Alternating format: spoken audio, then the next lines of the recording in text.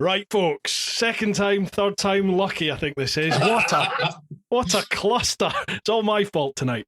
Right, folks, we were about 5 minutes into the podcast and I realised I hadn't hit record on the sound recorder. So, folks, here's Bridget and Alan from Throw Your Leg Over. Hi, guys. How you doing? Hello again. Right, we'll have to do a quick recap from where we were. You guys, we'll crack on into who you are, what you've been up to, but we are right in the middle of a little story about your Italian ferry disaster. Can we recap and go through that again? It was just, so we're in Barcelona in Spain at the moment, and we got the ferry from Civitavecchia in Italy, just north of Rome. Overnighter. We had a cabin, thankfully. But the food situation was not great. It was kind of cold and kind of not really very nice. And I don't know what was going on with the staff, but they did not look terribly happy to be there.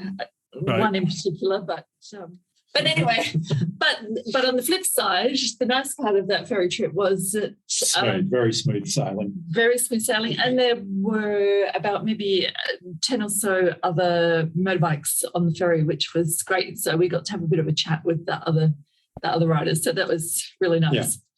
Yeah. Nice. And it's the first what made you actually seen. Sorry, Al, you broke there. The first what? Sorry. It's the first other bike riders we've seen in quite some time in our travels. So It was actually nice to have a chat to people waiting. You know, as you're waiting to board the ferry, you wait for about 2 hours before you can ride on and stuff. So we're all at the front and shooting the breeze at I don't know, whatever time it was, 7 or 8 o'clock at night, and that was good. What made you take the ferry then rather than ride? Because we're now coming to the end of this trip that we're doing now. So it's more about time, as in getting we've come sort of from Turkey to Greece, and then took the ferry from Greece across to Italy, and then rode across Italy, and then grabbed the ferry from this side of Italy to Barcelona, and we're heading around to Portugal, and basically we're heading home in just under 3 weeks now. We've got a deadline. We have a flight to catch from Lisbon. So, got you. We took the shortcut. There's loads I want to ask just myself about Turkey and Greece, because they're two places I've never been on a bike and really want to get there. But, Throw Your Leg Over. What's it all about? Okay, so Throw Your Leg Over is something that Alan and I started 6 or so years ago. We were away on a long weekend with a friend who suggested, that we should write a book about all the places we go riding. And so we kind of liked that idea, and we decided to give it a crack. So on the trip home from the weekend away, we came up with the name of Throw Your Leg Over. And started writing our first book. So the books are kind of like, we describe them as like Lonely Planet for motorcyclists. It's not our story. It's about where the awesome roads are to go riding, and a bunch of useful info. So that was our first book. It took us 15 months to put that together because we had no idea what we were doing. So our first book we did was basically on southeast Queensland and northern New South Wales, which are some pretty awesome rides. And it was our rides. Like, we took 21 of our favourite rides in the two sort of areas and put them into what we call quick blats, day rides and weekends away. Gotcha. And just came up with the concept of, if you want to grab one of our books and you want to just go for a quick blat, you open up to the quick blat section and say, okay, I'm going to do that one. It's 3 hours. Away you go. And the same with the day rides and the weekends away. So, and we probably should explain, at that time we were based in Brisbane in Australia. As Alan said, they were all the rides that we were doing from Brisbane and sort of around that area. So, all our favourite rides, really, that we just wanted to share with people. So, that was a really cool experience, actually, putting the book together. Frustrating at times, hard work, but a lot of fun. It was really good. Yeah, it is. It's well, I've only ever done the one, obviously. But did you self-publish, or did you manage to get a publisher on board? No, we did everything ourselves. We just got a printer who guided us along the way, who was a fifth generation printer in Brisbane. Awesome person. You know, he was in his 70s and had been in the game for quite some time. Yeah. And gave us a lot of guidance along the way. But we did everything. And like even the book design, everything, most of the photos in the book are ones that we've taken on our rides. Like I'm on the back of should explain as well that we usually ride on one bike and I'm on the back with the camera. Most of the photos in the books that we've done are the ones that I've taken as we're on those actual rides. We did everything in the book and then just paid for the printing out of our own pocket, as Alan said, and then crossed our fingers and hoped that we'd sell some of them. Yeah, it's a bit of a step into the unknown, isn't it? That's exactly what I did with mine, and you just don't know, do you? You just don't know. Yeah. Well, I guess you don't want to get, a number of years down the track and go, well, we should have given that a crack. I'd rather give something a crack and fail than not give it a crack at all. So absolutely.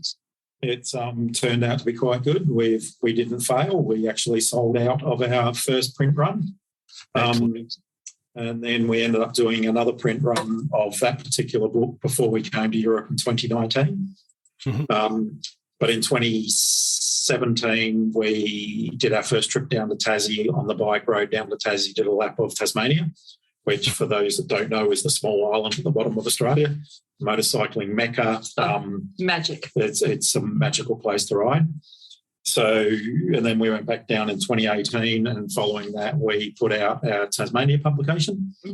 And then we came to Europe in 2019 and did a publication for Europe when we got back, which took another 12 odd months or whatever. So. Is this what you do professionally then? It's been a bit of a side hustle for the first few years. Now it's sort of our main focus because as well as the books, we now have our monthly membership so people can subscribe to that. And we just find with the monthly membership, it's much easier to get new stuff to people, every month instead of they don't have to wait like a whole year for a new book. Yeah. So, so the membership's just been going this year. So it's quite new for us. And really cool, really enjoying doing that. So we give them a whole bunch of stuff. It's not just rides. It's about, the gear that we use, whether, what we think of it, good, bad, ugly. Life on the road, just the practicalities of what it's like when you're sort of doing a bit of a longer trip. So, the membership's really cool because we can just sort of share that stuff with people every month. It's really good. So probably on that, I guess, like 2019, we spent nearly 6 months touring. We shipped our bike from Sydney across to here in Barcelona, actually, and picked it up here in Barcelona. We ran up to the top of the Somme and did dawn service commemorations for Anzac Day, very important to me being ex-Navy. Yep. And then went down to Morocco and then from Morocco back up to Norway and sort of did 27,000 kilometres in 24 weeks across 26 countries. And then we're now 144 days into our second tour of Europe, and this time we've sort of gone like through the French, Swiss, Italian Alps. We've spent a lot more time in that. Oh, nice. And then worked our way into Eastern Europe and then across to Turkey and spent a month in Turkey and have been sort of working our way back from Turkey now, Greece and then Italy and now Spain and around to Portugal. So we're leaving our bike with friends in Portugal in a couple of weeks' time, fly home, probably be home for, I don't know, maybe 2 months, 3 months, and then we're coming back for next year to continue the journey. Awesome. Wow, living the dream, man. So, talking about, this being our side hustle. So we did both work in Australia. I was doing contract work in the resource sector. We've just saved a lot of money to be able to do this. We've got a house in Brisbane that we've got rented out. And in Australia, we actually live in our caravan. We have a caravan, what we call a ute, and we have another bike, the sister sort of to our bike that we've got here, that we have on the back of the ute, and we sort of just wander from place to place and do rides and some part-time work. Yeah. Brilliant. A very nomadic lifestyle now. But it's great that, you obviously today's day and age, it's great when you can get yourself in a position whereby it doesn't really matter where you're located anymore for work, isn't it? As long as you've got access to the internet, you can pretty much work, can't you? And I think, great.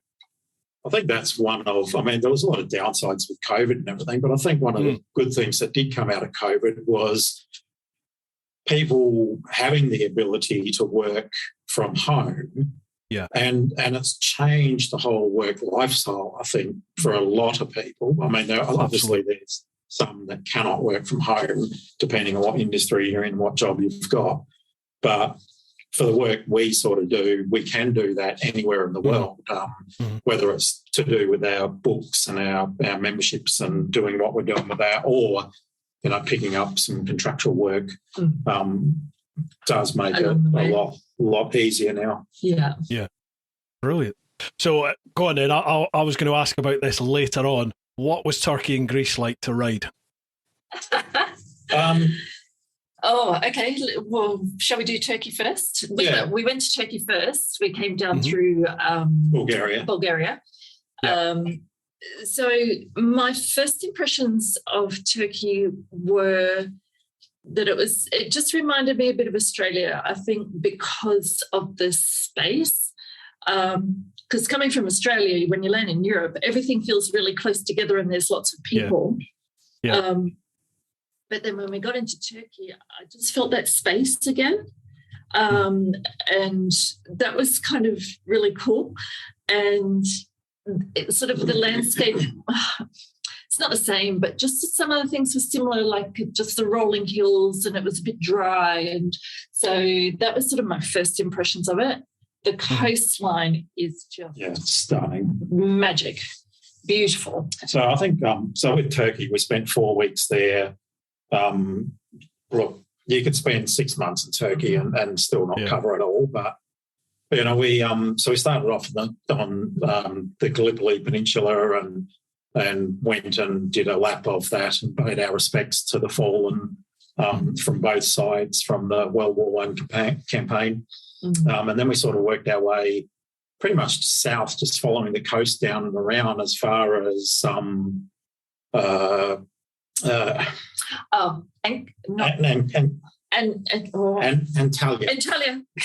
Right. Edit that out, please. And then from there we sort of went from the south over the mountains through Cappadocia. Cappadocia, oh my goodness. That was a highlight, I think. Yeah. Was it? Yeah. Just spectacular. If you don't know of Cappadocia, it's where these incredible rock formations have formed over millions of years, and where they do the hot air balloons in the mornings. Oh, okay. And oh my goodness, it's very spectacular. And in these rock formations, like hundreds and hundreds of years ago, they've sort of dug out inside these rock formations. Yeah. And there are hotels and homes and places of worship and storage areas inside the rocks, basically. Yeah. So it is quite spectacular. It's very touristy, don't get me wrong, but oh wow, it's oh wow, yeah. It's a lot like Gran Canaries. Sorry to interrupt. Apologies, sorry, Al. Oh, sorry. Sorry for it. There's a like, when you do these Zoom calls, you sometimes get like a second and a half to. Yeah, it's terrible because you always end up over talking over each other. Sorry about that. Yeah, I was just going to say that sounds very much like Gran Canaria. Their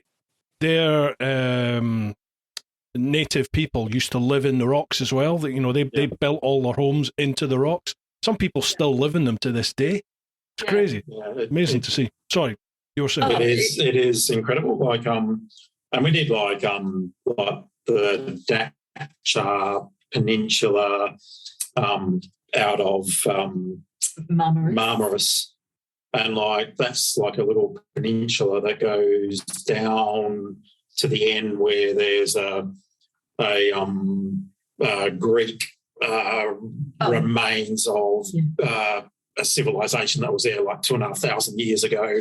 Wow. Which was quite spectacular. But the Datcha Peninsula, you know, you're up over the mountain, and on one side you've got the Aegean Sea, on the other side you've got the Mediterranean. And as you're riding along, like I was getting whiplash because I was looking from one side to the other and still trying to concentrate on riding. Yeah. But yeah, that was just amazing. Yeah. And then the thing that surprised me about Turkey, I think, when we got to the top, so we sort of went about halfway across and then came up to the northern side on the Black Sea. Mm-hmm. And then we followed that coastline from Sinop, I think it is, around and like Istanbul. When you sort of look at that road on a map and you think it would be like a dual lane highway because it is right on the coast and absolutely spectacular. But it's basically a single track in a lot of places that winds its way around the coast. And it was just stunning as well. It was like, very, very, very spectacular. And like for the hospitality of people in Turkey, just amazing. And probably more so in the smaller towns that we went to, like just really genuinely friendly. Love it. And just. And, you know, everywhere we went, we were offered Turkish tea, which I became addicted to just a little bit. You know, you rock up to a petrol station and, you know, we'd stop there to fill up and stretch our legs a bit. And one of the attendants would come out and offer us some tea. And it's like, wow. Oh, yeah, thank you. and, you know, no charge. Like, they don't charge. What's Turkish tea like? Is it minty or is it sweet or? No, it's it's. I think it's similar to what we would consider normal tea, but no milk, of course. Mm-hmm. And it's always served in these little glasses that are kind of like an hourglass with the top cut off. And sugar, always sugar. Yeah. So really small and quite sweet. Yeah. And boiling hot. Boiling hot. And is the I think the icebreaker for everything. So yeah. Have you found what have you found the reaction like from local people then on your travel?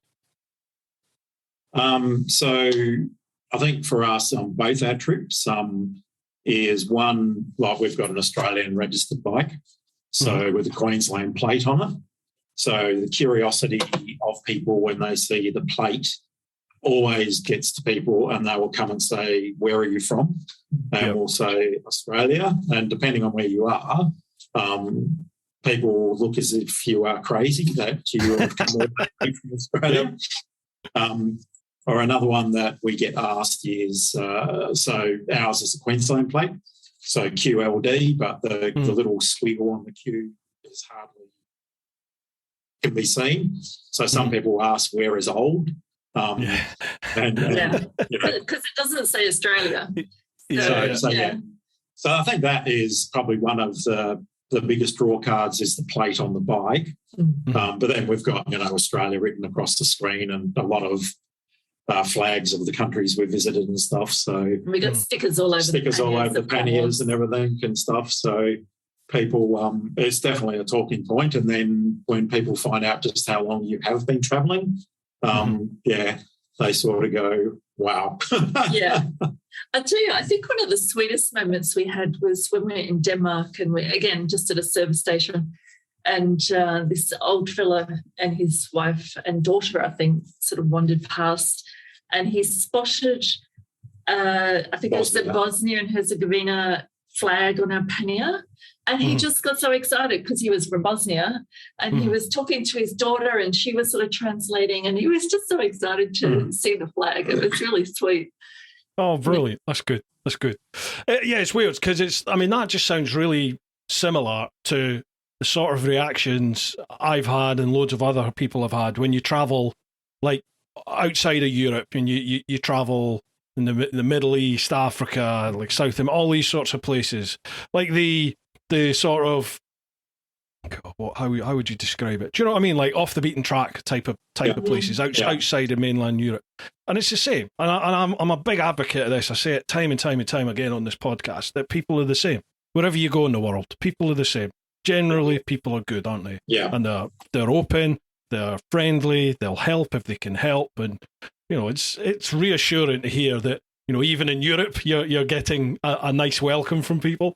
That's great, 'cause I think sometimes we can be a little bit guilty of not really, maybe not being as open as some of people are in countries that maybe don't have as much as you do in a lot of the European countries. Not sure. I know I used to be like that, but I'm definitely not anymore, having travelled. You know what I mean? I think I'm much more sympathetic towards travellers when I see them than I used to be. Yeah, for sure. But I think one of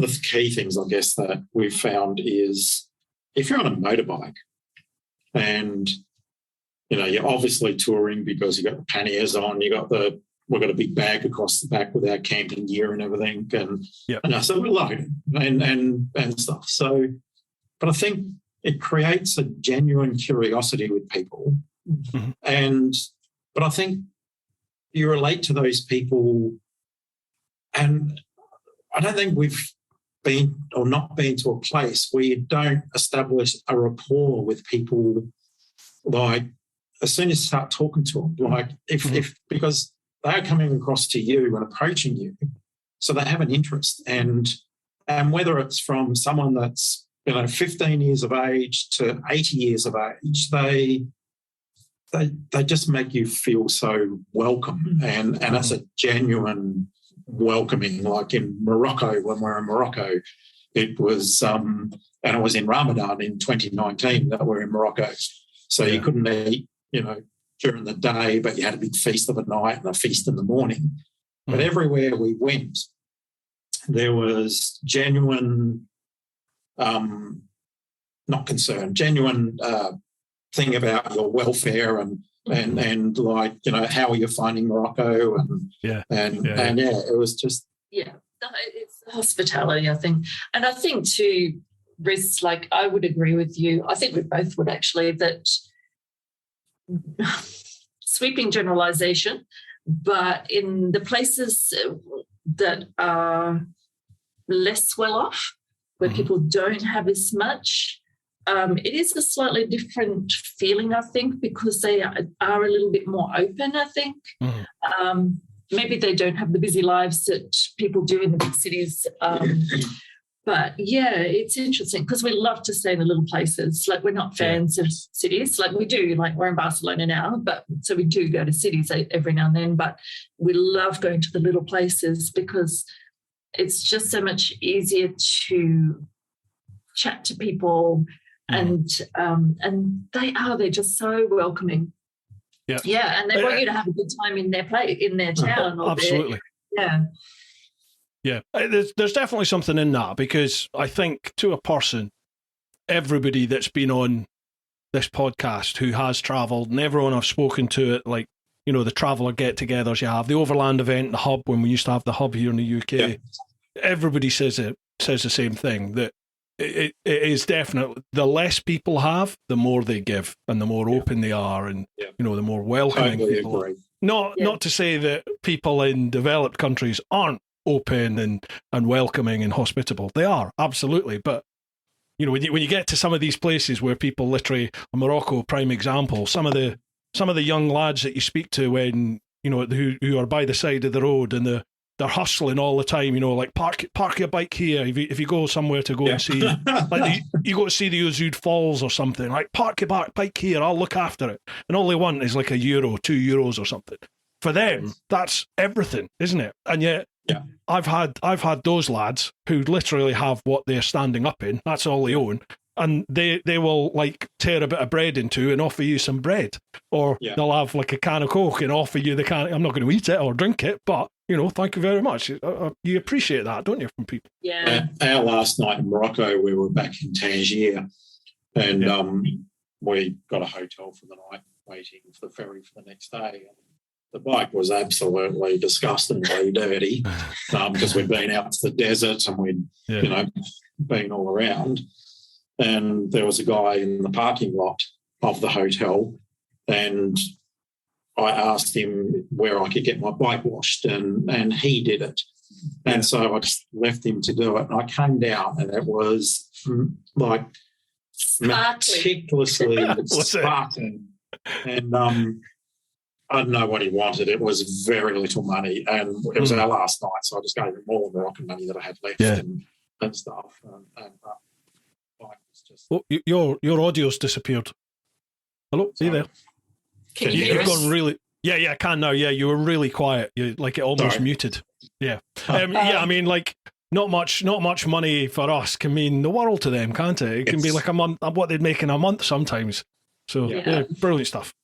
Right, guys, I post up on my socials just to let people know who is the next guest on the podcast on Brew Time, and then people have the opportunity to leave some of their own questions. Are you up for answering some of them? Absolutely. 100%. Right. I love this. Awesome.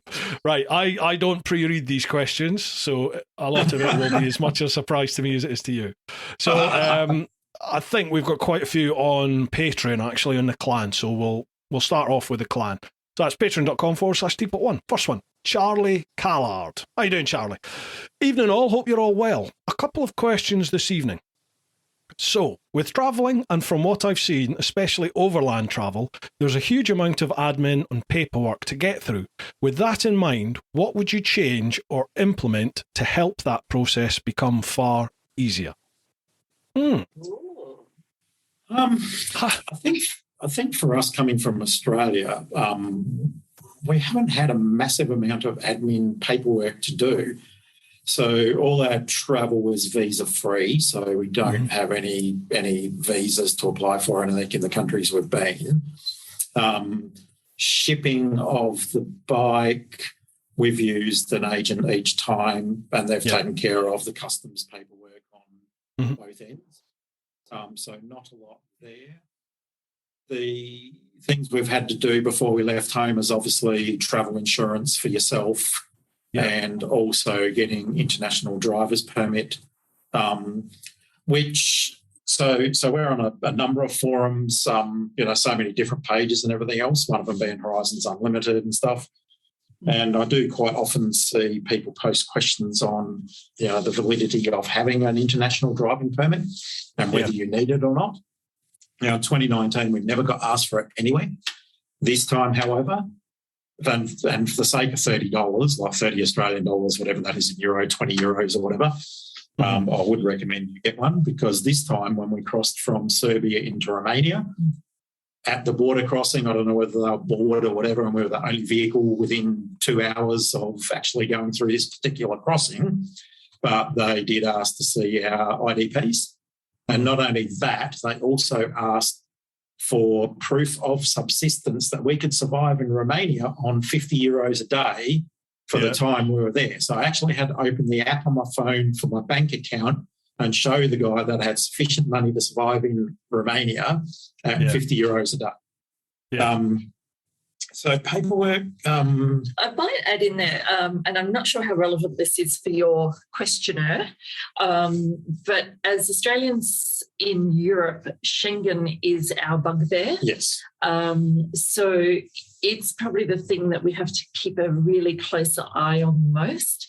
And so Schengen, for people who are listening who don't know, it means within Europe, there's a bunch of countries, 26, I think, that all got together and said, okay, people who travel within these countries do not have to go through border crossings, which is great, but the headache is within a 180-day period, if you're a tourist, you can only be in that area, those countries, for 90 days.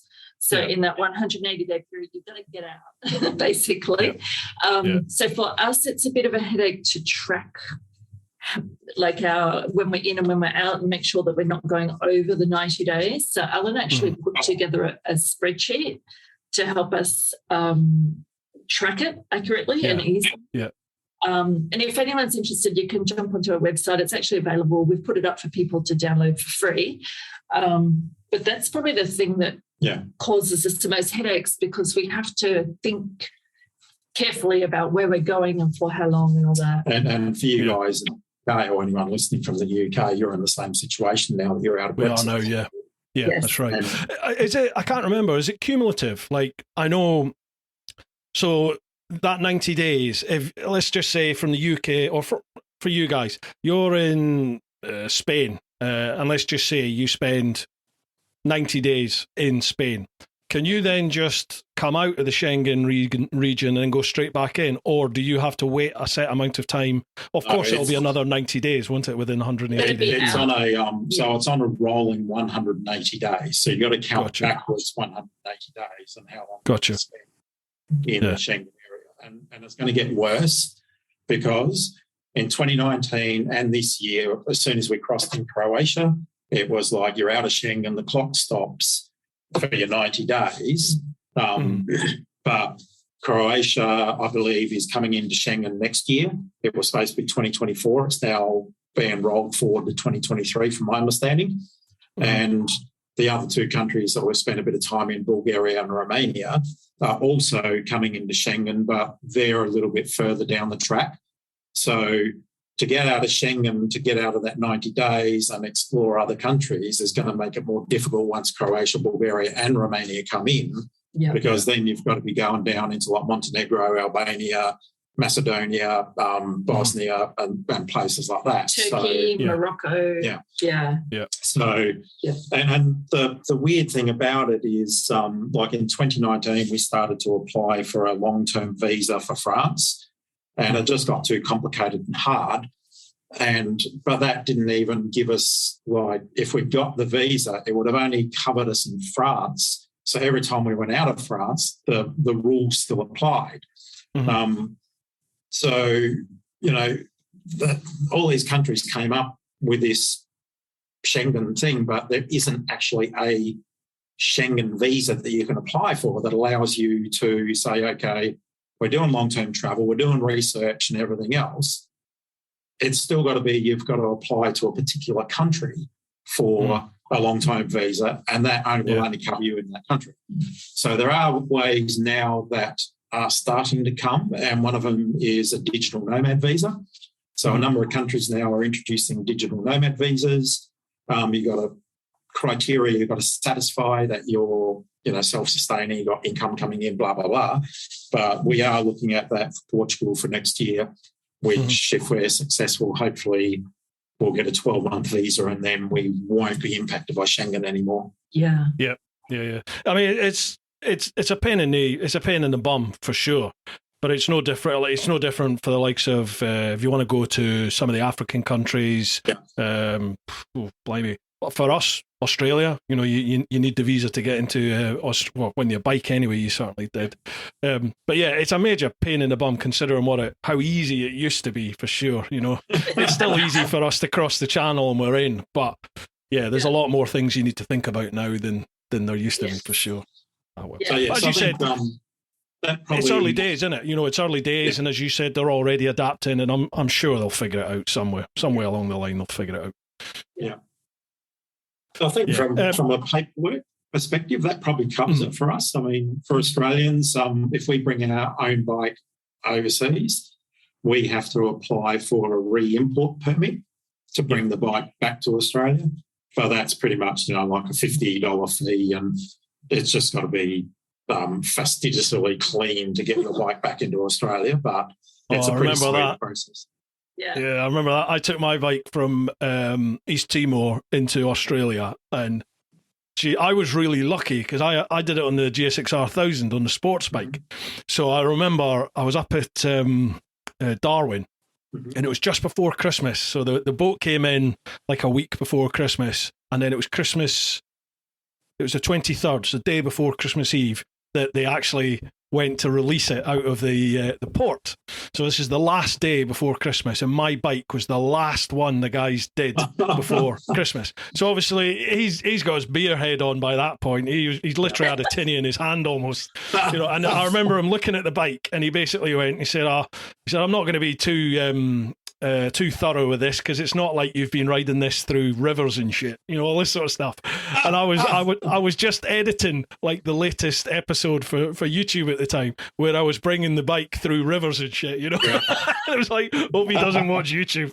But yeah, I remember literally I spent a whole day in the heat in East Timor trying to get this bike as clean as possible. Yeah.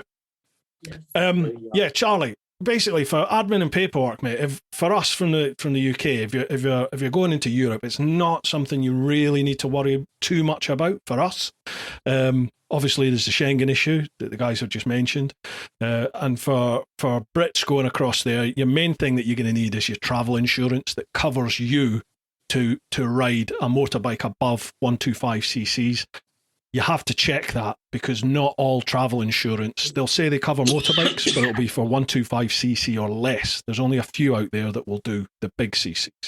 If you need help with that, Charlie, drop me a line, because I've got a couple that I use myself when I go away. But yeah, that's about it. That's about it for us, for the UK riders. So I think, sorry, just one other thing on that is obviously your green card insurance for your actual third-party liability. Yeah. So we get ours out of Motor Camp Bulgaria, 140 euros for 3 months, and it covers the EU. And then when you cross, say, into like Bosnia or Montenegro or Turkey or whatever, you just buy it on the border, and it can be like 10 euros to go into Bosnia for a week or 2 weeks, whatever it is. And so again, in the UK, a lot of our bike insurance still cover you for Europe. Although we've come out of Europe, they still do cover you. Most of them do. Always check, obviously, with your insurance provider, but most of them will cover you. I think for up to that 90-day period, actually. So, yeah, it is really, really handy that they're still doing that, thankfully. Just on travel insurance for Australians, if you're with, we're with RACQ, so the Royal Automobile Club of Queensland. They have a pretty awesome policy for travel insurance, which covers you for any bike that you ride. There's no limitation on CCs or anything. Brilliant. And like if you're an actual member of RACQ, you get a 20% discount on your insurance. So that we've used them twice and been really, really pleased with it. That's brilliant. Your audio keeps going in and out. Actually, it keeps fading away. It's not quite muted, but it goes really quiet. I'll be able to boost it, to tweak it in the actual final edit. That's no problem. So come a bit closer. We brought you closer. All right, happy days. Yeah, that's a lot better. That's brilliant. Okay. Right, Charlie's got a second question. If you could only eat one flavour of ice cream for the rest of your life, what would it be? Chocolate. Sorry, Charlie. No, I think macadamia with something. Macadamia. Oh, that's interesting. I don't know if I've ever had macadamia ice cream. It's pretty nice. We have ice cream with macadamias in it. It's pretty awesome. Butterscotch. What about butterscotch? No. Butterscotch snaps, yes, but not ice cream. Wow. I don't know why butterscotch just popped into my head. I was like, oh yeah, I like butterscotch. Yeah, that'll do. Right, nice one, Charlie. Cheers for that question, pal. Next one. Harley. How's it, guys? What makes you feel accomplished? Oh, good Very good question. Accomplished. I would think about that in two ways. I would think about that in terms of throw your leg over. Just when we push ourselves to do something new with throw your leg over, just like the first book, like we really had no idea what we're doing. And just figured it out along the way, and to look back on something like that, I think I feel accomplished. And the other thing that I would think of is just the traveling or touring itself, perhaps. I think I feel accomplished when we're in a place that we're not familiar with a language we're not familiar with. with a culture that's new to us, and we can still kind of navigate our way around and kind of maybe almost feel at home a little bit.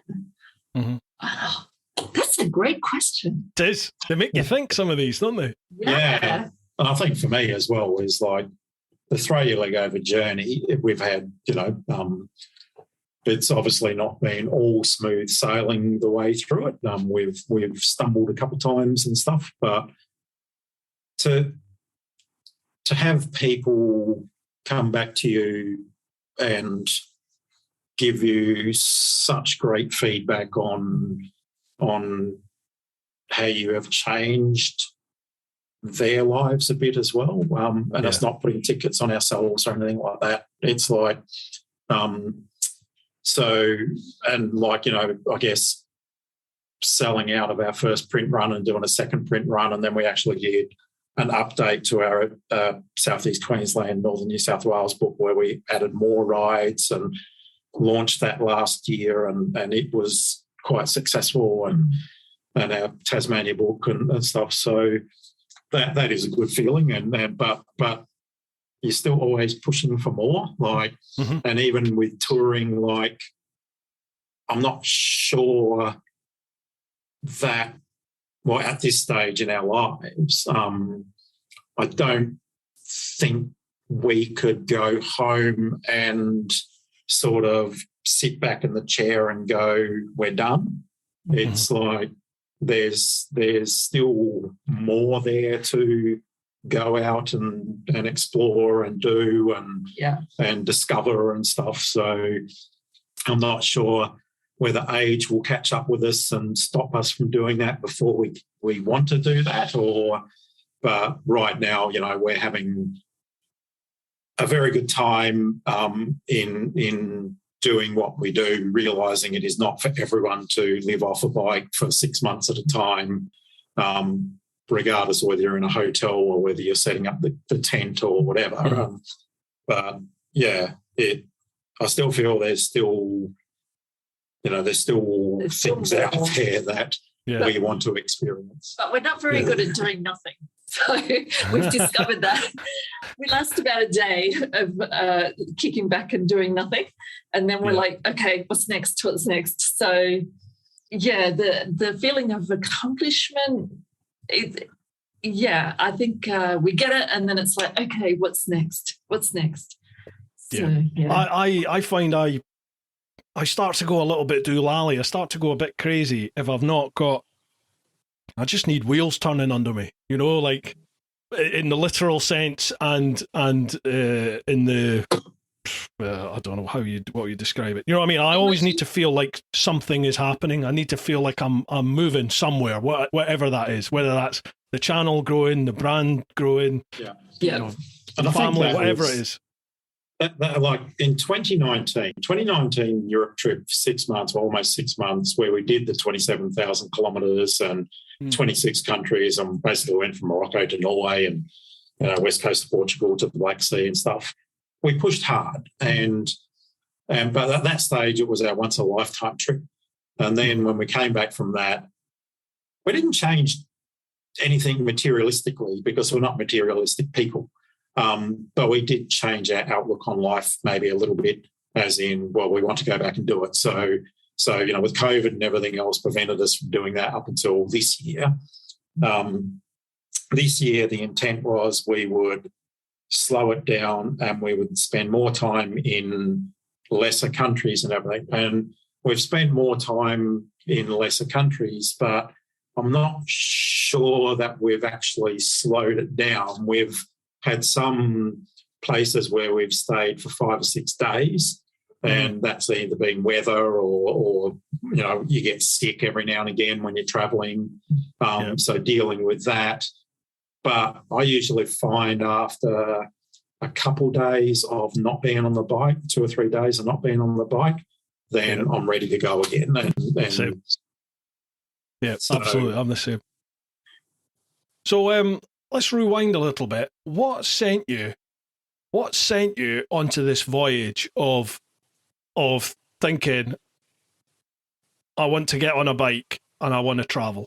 What instigated all that? Have you always been like that, or is it something you've come to later in life? Or No, I'd say definitely. Well, I guess we are both a bit gypsy-ish from, like, Bridget backpacked through Europe and everything in her 20s. I joined the Navy when I was 16, and I came from a very, like, out in the country where the nearest town 18 miles away was, 2,000 people, whatever. So I came from a very not sheltered background, but a very I'm not sure how to describe it. But anyway, I was a country kid, but I had wanted to join the Navy since I was 12 or something, and as soon as I could at 16, I did. And then by 17, I was travelling the world, and I did 10 years in the Navy and travelled and everything. And then, life, marriage, kids, all that sort of thing. Got married young, had kids young, and then I was working away in the Pilbara in 2000. I had a big stretch of no bikes. I had them when I was a kid growing up on farms and everything. But then I didn't have a bike until 2009. I came back from one of my stints, what we call fly in, fly out, working on a gas plant. Yep. And was making good money and everything, decided to get a bike, do everything properly, actually get my license, because I used to tear around and didn't have a license or anything.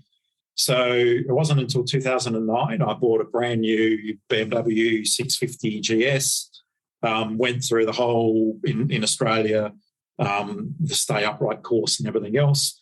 And then the bike we have now in 2011, so she's a 2008 bike. I bought it in early 2011, had 8,000 kilometres on the clock. So it was basically brand new.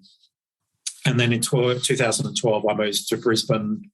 I was divorced and my kids had grown, flown the nest and everything else. Bridget and I met, and every weekend we would be out on the bike riding. So for me, I was looking at, I used to love the Tour de France, watching the Tour de France, not so much from a cycling perspective, although that was okay, but it was more about, the roads and the scenery that always shown on the Tour de France. So my goal was I wanted to do that for my 50th birthday. I met Bridget when I was 47, so we've been together 10 years now, and Bridget had younger kids, so had to wait for them to grow before we could actually leave. And then so the whole Europe trip was 6 years in the making before we came in 2019. But the bike for me, when I got the bike, in particularly my GS, and I used to ride all the time, and then we rode all the time. For me, it was my mental release. It was my meditation. You're having a real crap day, or the black dog's biting, or whatever else. The bike just takes that feeling away. It is so soothing to get on the bike and just go somewhere, point it somewhere, and just go.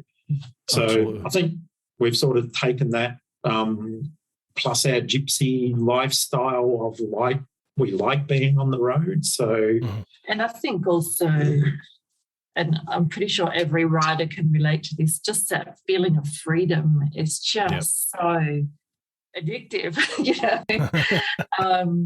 So even when it's snowing and raining at night. You're talking to a Scotsman. That's pretty much all the time, So I think. So sorry for the long-winded answer, but no, mate, no. It's what this podcast is all about. Sorry, Bridget. Oh, that's all right. But that feeling of freedom is, I think, once you get that feeling, it's hard to let that go. And we kind of, I think we were just really determined to take it to the next level. And like Alan said, it was 6 years in the making. Like, it didn't happen like at the drop of a hat. There was planning, saving, planning, saving. And obviously waiting for my kids to grow up. And I don't know if I should admit this publicly, but my youngest child turned 18 on this date. She drove us to the airport the next day. And you went. And we left. And brilliant. Although I must say she was a little bit happy about that, because she got to stay home in the house all by herself, and she was very happy to feel very grown up and do that. But yeah, it was like, okay, you're 18, I'm out of here. So, brilliant. Yeah. That sense of freedom you get from being on a bike, it is so hard to accurately portray that to people who don't ride, isn't it? I get people contacting me all the time on, DMing or emails and stuff, and basically just saying, thank you, I found your vids, I've got bitten by the bug, I decided I was going to do it, I've gone and passed my test, or I'm going to do my test. And the ones that have done their test, they're just like, I didn't get it till I threw my leg over a bike, and they were just like, it's awesome, isn't it? Like the sense of freedom you get, and you're just like, yep, that's the one. Yeah. You've got the bug. Now go travel. You know what I mean? Because that's the next one, isn't it? Like it's almost literally, when you're on the bike, you can almost literally go anywhere. Mm-hmm. Just point it in that direction and go. It's just, it's amazing. Yeah. So for Bridget and I, we don't actually have comms between each other. Mm-hmm. So when we're riding, we're both sort of what we call in our meditative bubble, alone with your thoughts and everything else. And so, yes, it can be quite hilarious at times, because I'm a tad deaf, and I think Bridget's a tad deaf. So it's a lot of pointing. Screaming at each other. Yeah. So, but I don't think I would want comms. We're both not into comms, so we do love that bubble, and as Ellen was saying before, that meditative aspect of it is, that's pretty special as well. Like no matter what's happening in your life, once you throw your leg over and hit the road, it's like amazing. Especially when you hit some of the twisties. I said on one of my vids this year, I rode down to Slovenia to meet up with some people, but I rode down there by myself, and I suddenly thought, when I was on the road, I did like a 3-day trip down there, I thought, this is the first time I've ridden just me for so long, because that's all I ever used to do. I always used to just be by myself, and I didn't have comms or anything like that. And I've got the old Cardos now, so I'm always listening to podcasts or music or something. And then now I do meetups, especially through the clan on Patreon. We do meetups, so I'm always with people, or I'm doing joint vlogs on YouTube, and we're always connected via comms. So you've always got someone in your ear, and you're always chatting away. Yeah. And I was suddenly by myself, both on the bike and in my helmet, and I was like, oh God, I've missed this. It was just that sort of zen moment where you're just gliding through the countryside on the twisty roads, enjoying yourself. I was like, oh God, I've missed this. Yeah, it was awesome. Excuse me for interrupting, folks, but it is sponsor shout-out time. And this month, we have a new sponsor. Welcome to Travel Escapes. Now, I've got some blurb to read out. Travel and Escape is an independent travel agent. They are ABTA and ATOL protected for your peace of mind. For hassle-free, tailor-made holidays, from staycations, day experiences, cruises, luxury holidays, and so much more. You can find them all on the socials or book directly online using the link. Now, folks, I'll leave all their socials and a website link down below. Make sure you check that out. If you're watching a video, have a look at the vid description. If you're listening to the podcast, check out the show notes. There will be hyperlinks there. Make sure you give them a click, a follow, a like. And if you're looking for a little break for you and the loved one, you and the family, you and whoever, maybe just you yourself, make sure you check out Travel and Escape. We are also sponsored by Innov. Now, Innov have been a long-term sponsor for the main channel over on TeapotOne, but they're also helping out and sponsoring the podcast. So a massive thanks to them. Innov specialise in motorcycle dash cam systems. They do the front and rear dual camera K series. That's the K3 and the flagship K5. K3 is 1080 front and rear. K5 is 4K at the front, 1080 at the rear. The K5 also has much faster Wi-Fi. So both the K3 and K5 utilise a mobile app where you can view your footage, you can change settings, you can share on socials, you can have a look at your GPS overlay, all this sort of stuff. Both do the job if you just simply want a dash cam. If you ever get involved in an accident, the first thing your insurance is going to ask is there any CCTV? And obviously, if you have one of these systems fitted, then you can turn around and go, yes, I do. And if you head to innov.co.uk and use the code Teapot, you'll get 5% off of all Innov and Technologic cameras. So a massive thanks to Innov. And lastly for this one, we're also sponsored by Ultimate Add-ons. Now, Ultimate Add-ons, they make dustproof and shockproof mobile phone cases and action camera mounts. They will fit just about every single bike out there. Me, personally, I always use the Helix strap mount because it means I can easily attach that to just about any bike that I'm riding at that time. I can jump on and off bikes and just easily unscrew the strap, whack it on the next bike, tighten it all up, and off I go. It's very versatile. I've had no vibration issues affecting my camera using the Helix strap. That's the one that I will stand by and swear by. Been using it about 5 years now. So again, if you head to Ultimate Add-ons, so that's Ultimate with ADDONS, ultimateaddons.com. If you use the code TEAPOT110, so TEAPOTONE with the number 10, you'll get 10% off all Ultimate Add-ons. Okay, that'll do us for now. Let's get back to the podcast. Yeah. Right, Harlan's got a second question. He says, if you could travel back in time, what year would it be and why? I think. Back in time. Maybe for me, probably, even though I'm a 60s child, but I think maybe the 60s as an adult, where things were less complicated. And I think sometimes it feels like things are too easy now because, we've got our sat navs, we've got our phones. Normally you get a signal somewhere and everything else. I go back to even my Navy days. The only way we could communicate back in the 80s was by letter. So by the time, your letter got from wherever you were to Australia, and then you got one back. 3 months could have went by. Yeah, I remember that. Yeah. So yeah, maybe to the less technical times would be, and because I think it would have been more fun doing some of the roads when they were harder to do.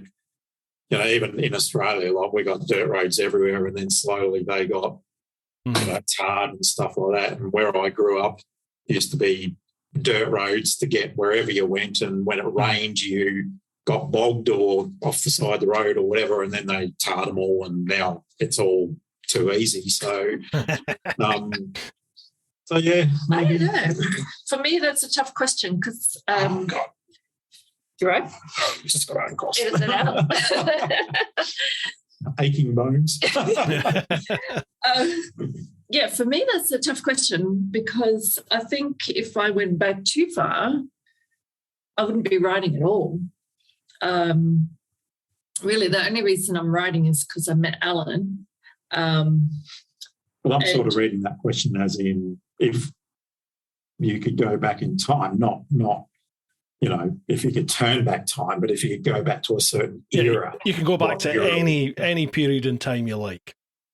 I'm still riding, but what era? I'm finding that really hard to answer. I think any era that you can ride a motorbike. See, I look back and I think I'd like to go back to like the Highland days or the Viking days, right back to then. I would like that. But then I also realised that I probably wouldn't last an hour. I'd be dead very, very quickly. or like back to Egypt times, just to see how the hell they did what they did, and just see what it was like.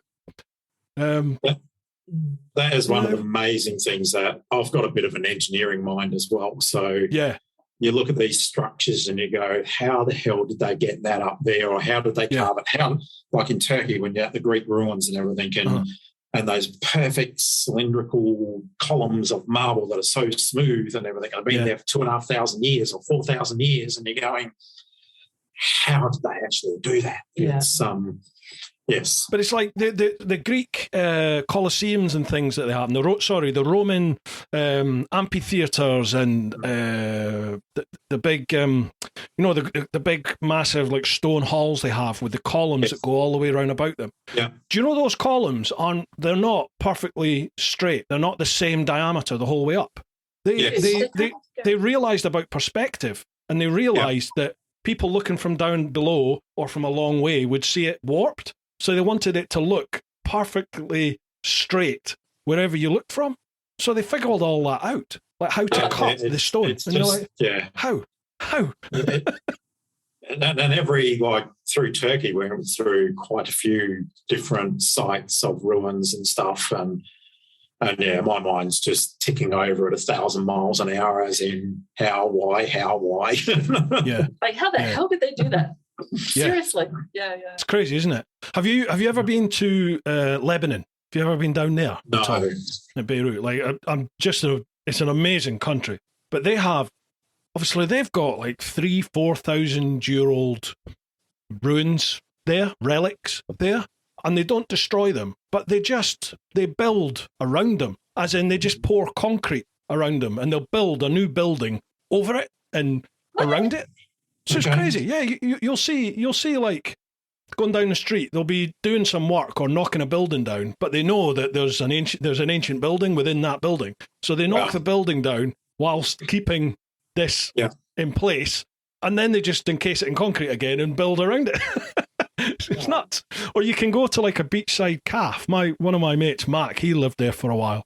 I went to see him. And you can sit at like a beachside calf there, a little hut behind you, and you can just jump in the sea and snorkel down, and you can be in amongst these like 3,000-year-old ruins and dive through it, and you can pick stuff up. But they've got like 3,000-year-old mugs, bowls as ashtrays in some of these huts, sea calf huts. Yeah, but you can't take them out the country. So it's like, effectively they're worthless because they're everywhere, but you can't take it out the country. It's such a weird place. Really nice people as well. I went to Beirut. Really, really nice folk. Lovely, lovely place. Oh, yeah. I think you just blown my mind just the way it's crazy. Yeah, it's like I'm not a religious person, but my mate's wife at the time, she was Lebanese, and she was telling us about all these like deeply religious places from the Bible, and she's like, "Oh yeah, that's just over there. It's just over the hill. You can go and have a look if you want." And I'm like, doesn't mean anything to me. I'm a heathen. I don't know what any of this is. But yeah, it's crazy. She was like, "Oh yeah, that from the Bible. That's there." And he was like, "Oh bloody hell." That's just right. Yeah, if you ever get the opportunity to go to Lebanon, it's well worth going. It is a bit weird when I was sat there like having a beer with my mate, and all of a sudden the air raid sirens go off. Yeah. And he's like, "Oh yeah, they do it all the time. Like the Israelis lob missiles at them, and they lob the Palestinians lob missiles back." And you're like, "Bloody hell, crazy place." All right. Anyway, next one, Pete English. Oh, Pete's questions are always worth a listen. I'm a little bit scared. You'll be all right. Hi guys, hope you're all fitting well. Question: Deja vu is a bizarre phenomenon. Have you ever experienced it on your travels, knowing you've never seen or been to that place before? Yes.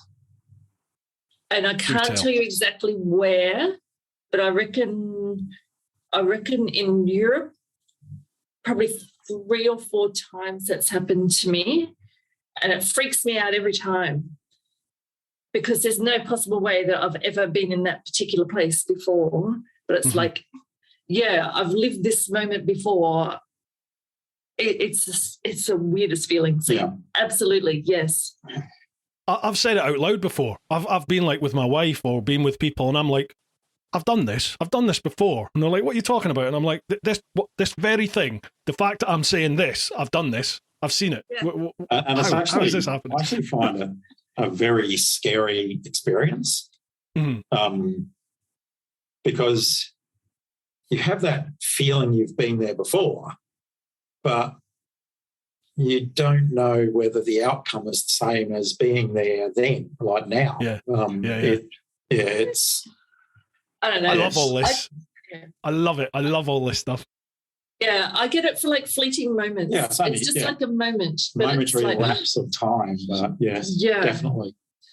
I always feel like I've dreamt it, but I can never remember what else happened. Isn't it? It's like that set moment. I'm like, I remember this, and then I'm like, shit, I can't remember what happened in like the dream. Where I remember this from, I can't remember what happens next. Yeah, and I think that's probably just as well. Yeah, what do you think it is? Well, I mean, I'll get into this. Maybe you don't want to go this way, but I'll get into it. Like, do you believe in like reincarnation and all this sort of stuff? No. So like yourself, we're both not religious. So no, I don't. But I've heard a theory, and I'm going to put forward a theory based on no science whatsoever.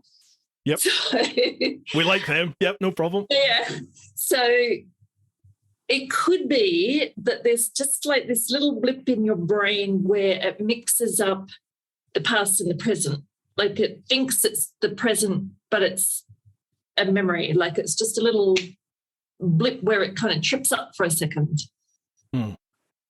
Which sounds way more boring than reincarnation. Yeah, it does. It does. But it's like the logical part of your brain it screams at you, don't be ridiculous. Reincarnation can't happen, can it? You know, like the logical part of your brain's just going, no. But then I seem to have this increasingly dominant side of my brain that seems to be coming in now that is just like, what if? Just what if? How do we know? You know, and I'm like, how do we know? But it just doesn't make sense. Don't be daft. And then I start going, God, that'd be awesome. Wouldn't it be amazing if maybe there is something in it? And then, then you end up on YouTube listening to God knows what on some podcast. And you're like, oh my Lord. I love all that stuff. I've got to admit, I'm definitely becoming much more, not religious, maybe not even spiritual, I think, but I think I'm much more open now to the unexplained and the unknown than I used to be. I'm not entirely sure why, but I definitely just find myself pondering a lot of things more now than I ever used to. Everything was very much cut and dry with me. It was just black and white, just, you know, there's either logic to it or there's not. As one of those dogs in bloody Turkey or Romania or something. yeah, forget that. Yeah.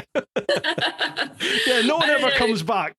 No one ever comes back as a rat, do they? They always come back and go, I was a king or princess from this time. Like, no one goes, yeah, I used to clean the bogs in this castle. No one's ever that, are they? But I don't know. Like it's kind of cool though to just imagine like what if and like the possibilities. And of course, I don't know. We'll never know, really, will we? You know, it's never going to be black and white. But sometimes it's kind of fun just to think about the possibilities of what might be, I think. Yeah. Do you believe in ghosts? No. I'm a bit open on that one because I've had some experiences, particularly when I was younger. Tell us. And everything. Where, I love all this. Just where there's a feeling that someone else is in the room with you, and like when I was a kid in some of the places, and that, you know, hair-raising experience of everything sort of sticking out and stuff. But what do you mean? But then it's like, you know, is it just your imagination because you're a kid and you're on your own? You know, the parents have gone out or whatever, and is it your imagination running wild, but I've definitely had a couple of experiences when I was younger where I felt someone else was in the room. But have you ever seen anything yourself? No, not physically seen, but felt. And like I said, maybe it's just the imagination running wild. But so, what about you, Bruce? I feel like you've got a story there. I do, and anyone that's listened to the podcast like religiously will be bored of hearing this story because it often comes up. But yeah, I did. I never used to believe in any of this at all, and I still can't explain it. But back in the day when I was at uni in Glasgow, I was a bouncer. I was a doorman at a nightclub. And at the start of the shift, you used to have to open up all the fire exits everywhere, and at the end, you'd shut them all. And they'd all be chained and padlocked shut. So it's the start of the shift, and I'm in one of the top, like the attic clubs, right up in the very top of the building. So you have to go down an enclosed, a bricked-in fire escape to get to the very bottom where the fire doors are, and then you basically unpadlock and unchain that, take the big lump of 4x2 off, open those doors, and that's it opened out to the back car park. So this fire escape, there's a door from inside which leads straight into the dance floor. So it's just off the dance floor. And then there's no windows, there's nothing, there's just like 5 or 6 flights of stairs, stair, landing, stair, landing, stair, landing, totally bricked in. And it's about, I would say about maybe 6 to 8 feet wide as you go down. And, there's emergency lighting the whole way so you can see everything. So I've gone up there and I've opened up the door, the fire exit door inside the club, and I'm working my way down. I'm about halfway down these stairs. And as I'm coming down a set of stairs, these two guys just appeared from like the bottom of the stairs, like walking on the landing. So it's as if they've come up the stairs. So don't forget, as you come up the stairs, there'll be a big wall here. So as I'm coming down, I can't see on this side. You know what I mean? All I can see is down the stairs and a bit of the landing. And then the landing will go round and down, round, down, all the way.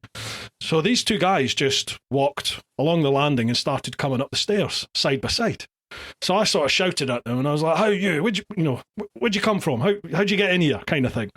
And at that point, when I've shouted at them, it was like a Glasgow welcome. Like, where the fuck did you come from? That kind of thing. Well, as I've shouted at these two lads, one of my mates has heard me. And he shouted, "You all right, big man?" So I've turned round and said, "Get down here." Turned round, the guys had gone. So my mates come and join me. And I was like, "Andy, we must have left the fire exit open. There's 2 geezers here." So we've ran down the stairs, get to the bottom, and it's padlocked, shut, still, chained, padlocked, shut, with the lump of wood still over it. Like, every time I tell the story, the old hairs go off in the back of my neck. Wow. And we opened up the doors. He's looking at me like I've been smoking something. And I was like, there were 2 geezers. There definitely were 2 geezers here. But what stuck in my mind was that they looked like Al Capone gangsters. They looked like 1930s style, long coats. I never saw their eyes at all. They had like brimmed hats. And when I shouted at them, they both started looking up. And I didn't see their eyes before I turned round and shouted at my mate. And that's something that really stayed with me. It was like, I never saw their eyes. But anyway, wow. We're back out on the main door later that night, and it's a bit quieter now. And the manager's come down to join us. So the other guy, Andy, he was like, "You might want to watch the big man tonight. I think he's been on the wacky backy." So he told him the story, and the manager was just like, "Oh yeah, those 2. Yeah, the cleaners see them all the time." And he was just so lapsadaisical about the whole thing. And I was like, obviously, everyone likes a wind up, don't they? But he started telling us that the cleaners see people walking in midair in the main hall. And as it goes back, this nightclub used to be called the Locarno in Glasgow, which was a big famous dance hall. And back in the day, where the main hall is, it used to have a balcony that ran down 3 of the sides. So you would be walking in midair along the sides there back in the day. And like the cleaners, they're adamant they've seen people just wandering around up in the air and stuff. Wow. Yes, that would be very... And then in my last job, obviously my former life, I was a police officer. And I used to work at Downing Street. I used to protect the Prime Minister and stuff. And there's loads of stories at Downing Street. There's a wee girl. She's like 4 or 5 years of age. She hangs about under one of the stairs. There's a wee staircase inside Downing Street that takes you to the basement where the canteen is and the drinks machines and stuff. So on a night duty, you'd go down there to get yourself a can of pop or something. And loads of people were like, oh, I saw the girl again, the wee girl was there. And she would like literally go to take you by the hand and take you down the stairs. And, there's just lots and lots and lots of people. Loads of people have seen stuff in the Foreign and Commonwealth Office, the Horse Guards Parade out the back of Downing Street. There's a post that we used to have there that used to be single man, so you were by yourself. And we used to hide, back in the day, you used to hide a chair in one of the bushes, just in the corner of the parade square. So you're out the way of the CCTV, you're in the dark, and you could just pull the seat out and sit in the seat and just rest your legs on the night duty. And obviously sometimes people would nod off, and a couple of people said they were just woken up. They were literally thrown off the seat, and then when they look round, there's nobody there. And the story goes that it's an old drill instructor from the barracks who doesn't like anyone sleeping, and you think, bollocks. But there's so many people have had that. There's one thing waking up with a start, but bear in mind, we're all big lads wearing ballistic body armour, carrying a semi-automatic rifle, your sidearm, your taser. You're wearing a lot of kit, so you weigh a lot. And to get thrown off of a seat, that's not just your body going, oh, I don't know what that is. That's a cranky drill sergeant. Do you know what I mean? So it's just, I just think to myself, there's probably logical explanations, but I don't know what they are, and none of them make sense. I actually do have another one, and it happens quite regularly.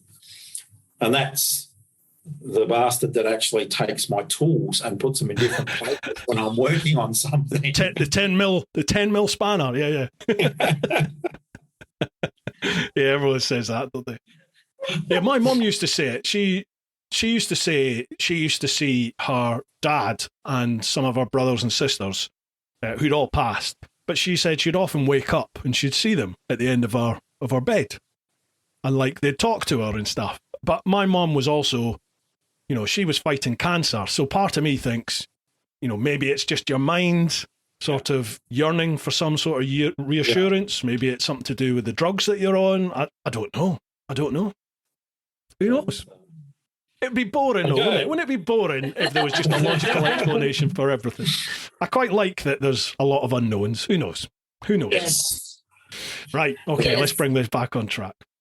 Just so that will keep. Patrick Collum. Hi, guys. Question to you all. 2 potentially random questions, but firstly, forward planning. How do you plan your journeys? Sites first or logistics, and then plan around, or I guess a bit of both? Okay, so how do you plan your trips? All right, you can take that. I think for us, it's mostly about the roads. Mm-hmm. For this trip, we spent around 10 weeks in the Swiss, Italian, French Alps, doing as many of the twisty routes that we could do. So the planning sort of comes around that. And then for other countries is we do sites as well. We'll do a bit of research on, we're going to be in this area. First, what is a good road? And then what is around that road to go and have a look at. But a lot of our planning is, we don't plan out our journeys as in we're going to, say, Switzerland for 2 weeks and then we're going to go to another country for a week or whatever. It sort of goes, we'll plan a bit and then we'll wing it and we'll see where we end up. So this time, well, we weren't planning to go to Turkey on this trip. We were planning to go to Turkey next year. But we sort of got into Eastern Europe and, we've done through Bulgaria and Romania before. And in Romania, we were going to do more of Romania this time, not just Transfargarasan and Alpina. But the weather closed in on us early September. It was raining. We had 9 days of rain or something while we were in Romania. We tried Transfargarasan twice, turned back twice, almost from the top. from the northern side. And then we did Alpina, but the weather forecast was just looking crap. So we said, all right, we'll start heading south. So we just started heading south and ended up in Turkey for 4 weeks. So, but yeah, so there is some planning. There's the known roads that everyone knows that, you want to go and have a look at or ride and stuff. But then I also like to just look for a squiggly line on Google Maps or whatever and go, okay, let's check that one out. And, sometimes you can get down onto a street view and see whether it's tarred or whether it's dirt. Other times it's potluck and you just head to it and see what happens. So we did that this year with one of the balcony roads, which we got a great video up on our website on YouTube. With YouTube with Bridget squealing in the background and everything once we hit this balcony road. Squeals of terror. And because this one is one of the lesser known ones, I think, and we ended up doing that, and then it ended up being a dirt track that went through meadows, and then the dirt track ended up around the side of a mountain, but it was terrifying but good fun at the same time. So I actually have a fear of heights. So I do get the feeling of queasiness and everything if I'm looking over something and everything. So that can be quite interesting when we're riding, and I'm trying to not die as we're going along the side of a mountain with no barriers or anything. But at the same time, it's exhilarating as well to do that. So I think with the planning, like Alan does most of it, and we sometimes have this conversation about sort of looking back on an adventure of like, what's the best part of it? Is it the rides or the people? And for me, it's 51% the people and 49% the rides. But the sites are not, for us, the sites come sort of way down the list. So that doesn't really factor into our planning a lot, a little bit. Like we want to see some things along the way. But I think the rides are the main thing. But there's always, we want to catch up with this person and this person and this person. So we need to find the rides to get to see that person. And that's getting more and more difficult because we've met so many amazing people in our travels and they all invite you to come to their area or to stay with them, whatever else. So now you sort of, this time when we went through Bulgaria, it was mainly to go to Motor Camp Bulgaria and catch up with Ivo and Polly, who wasn't there, she was in the States, but, with them again. And in Romania was to go to Motor Camp Sibiu and see Doru and actually stay there as well. And so we do end up spending a bit of time now travelling, seeing people and doing great roads as we're travelling. But the other thing that we love is when we get advice from the locals about a great road that they recommend. We've had some amazing rides just from someone that said, you should go up around this way and do that. And we're like, oh, okay. And we got that in Greece. And it's like, amazing. So basically Greece this year coming back was really transiting through Greece because we're making our way across. But we met a couple in Turkey from Greece, a town called Kavala, and they invited us to come and stay or to catch up with them in Kavala. So we ended up staying there 3 nights, and I did a service on my bike, which Ilias arranged through a friend he has that runs a workshop and everything. So I went 30 kilometres out of town to his workshop and I did service on the bike and everything, which I needed. And they're the things that I think if you plan too far ahead, you'll never have that experience. So you'll miss out on all that, won't you? We, like even with our accommodation, like normally it's the day before that or at best 2 days before that, we'll look where are we going to stay, and because we don't know where we're going to be half the time. But so sorry, that's probably. I hope that answers the question. No, absolutely, yeah. I'm very similar to you. Like it's all about the ride for me.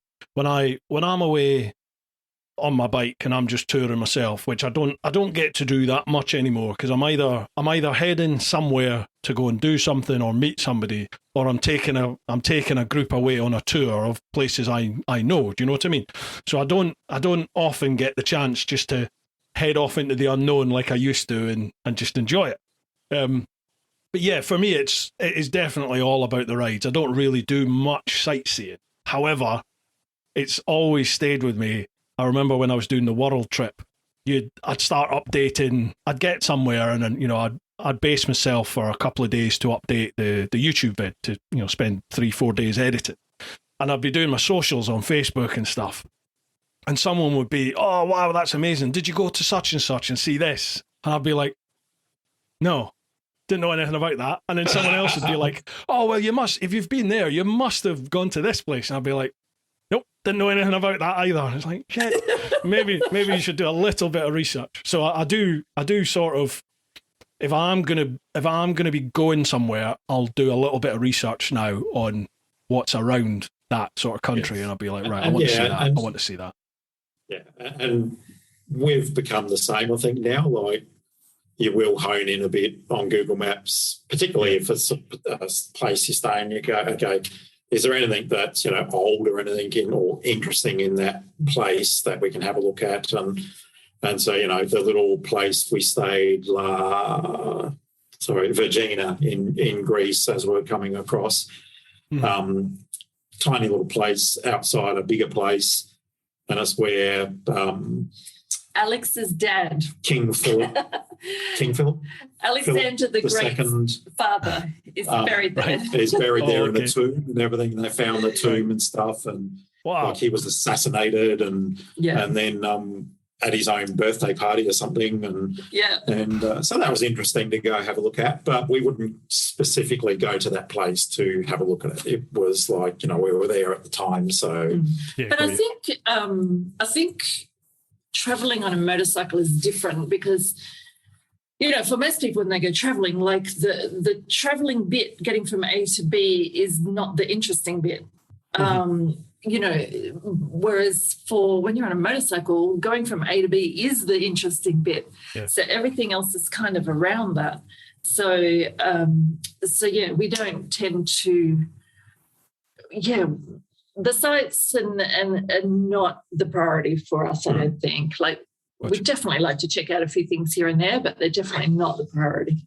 Yeah. What were the roads like in Greece for riding? That's somewhere I've never even been to Greece, like as a tourist, let alone on a bike. But everyone keeps telling me you need to go to Greece for the roads. Yeah, so I think Greece sort of grabbed a bit of our hearts just the few days we were there. Like, you just felt like at home. Like, it really grabbed us, and like, so we're going to go back and we're going to spend like a few weeks there, exploring the place. But the roads were the roads, like anywhere else, I think some of them were pretty dodgy and others they're smooth as a baby's bum. Turkey roads were very interesting, as in they seem to do roadworks that lasts for 30 or 40 kilometres where they just spread loose gravel over them. And so even when we're doing the Dacia Peninsula, they seem to be doing these roadworks, but they were sort of zigzagging away, and that led to some interesting dodgy moments as you're coming around a corner and it's just full of gravel and stuff. But then they seem to have some of their tarred roads are like, there's patches of them where it's mirror smooth, and you hit a corner and you feel the bike actually start to slip, like, which is a little bit not a nice feeling, scary at times. So I found in some places in Turkey on some of the roads that I was almost riding like I was riding in the wet with that much care, because the grip on the road was, and I'm not sure whether it's my tyres as well, like, because I've put a set of tyres on my bike that I don't like, but I had no choice when we were in Grenoble.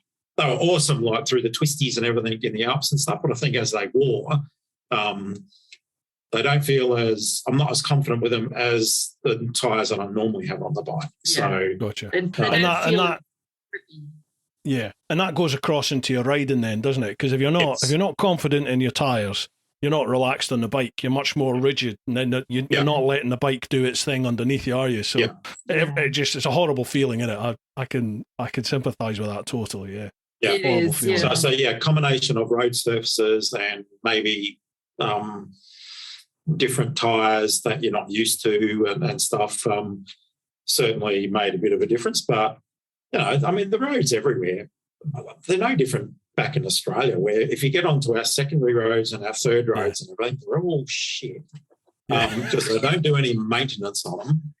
Some of the roads in Bulgaria and Romania that are back roads are just like, but at the same time, I love that. Like, I love the fact that you don't know what is around that corner and you're always preparing for it. So, back home we get people that, some people will complain about grass clippings on the road and stuff. And it's like, well, you need to come to Europe and experience riding the secondary roads that are pretty poorly maintained. Like, it's... I don't know. I mean, I think for us, the unpredictability of the road surfaces is half the fun, and it's the same everywhere. Some roads are just beautiful and smooth, and others are like, whoa, okay, hang on. Sounds like the UK. Some of our roads are atrocious, but yeah, anyway, never mind. Okay, Patrick's got another question. Secondly, your bikes. For context, I currently own an R1250RS and a 1260 Multistrada, both due to leg length. So, what bike could you have if you can't have what you've got now? No GSs. Oh, I think for me, I'm not an experienced rider. Most of the time I'm pillion. I would just want one where I'm pretty much upright, comfortable, feet on the ground. I don't want a sports bike or a Harley or anything. Just something that's comfortable and light that I don't have to think about, And maybe something even lighter. So like Africa Twin. That's a hard question because like our second trip we did down to Tassie, so our first trip down to Tassie, we rode down from Brisbane and we did like just under 8,000 kilometres in 24 days down to Tassie. We did 5 states on that trip. And our second trip, we didn't have time to ride down and ride back. So we flew down and we hired a bike and we got a Triumph 800X, whatever it was. It was the adventure Triumph. Yeah. And literally we hated it. It was like, ergonomically, it was shocking. Uncomfortable. The power plant and the gearbox was silky smooth. It had enough power for the two of us with luggage and everything on. It was like a beautiful bike, engine-wise, gearbox-wise and everything. But the ergonomics of it, like we were aching after just a couple hours, and so much so we were going to take it back to where we hired it from and pay the extra money, which was quite a bit more, to get a 1200 GS. It was just, we disliked it that much. But anyway, we persevered with it. We put our air hawks on the seats, which made a little bit of difference. So I think without trying, I mean, I like the Ducati Multistrada. I like the look of that. So I'd like to give that a crack maybe. But yeah, it's a bit hard to go past the GS. And like our bike is an old bike. She's not, she's a 2008. So yeah, you'd see a big difference between that and the modern 1250s. Yeah, massive difference. Yeah. But it's a bit hard. I don't know. It feels a bit disloyal to answer that question, to be honest. I've got to say, I'm not a convert because I haven't bought one yet, but I really like the KTMs. They're my kind of bike, to be honest with you. They're a proper hooligan. They're getting much more reliable than they used to be, although I still, on the press bikes that I've got my hands on, I've still had issues, just electrical issues. I've still been able to ride the bikes, but there's still like error messages showing up, and that just annoys me. That if that was my bike, I'd need to get that sorted, and that would just annoy me, that coming up all the time. But that all being said, the 1290 Super Adventure S is a phenomenal machine. It's basically the KTM version of the 1250 GS.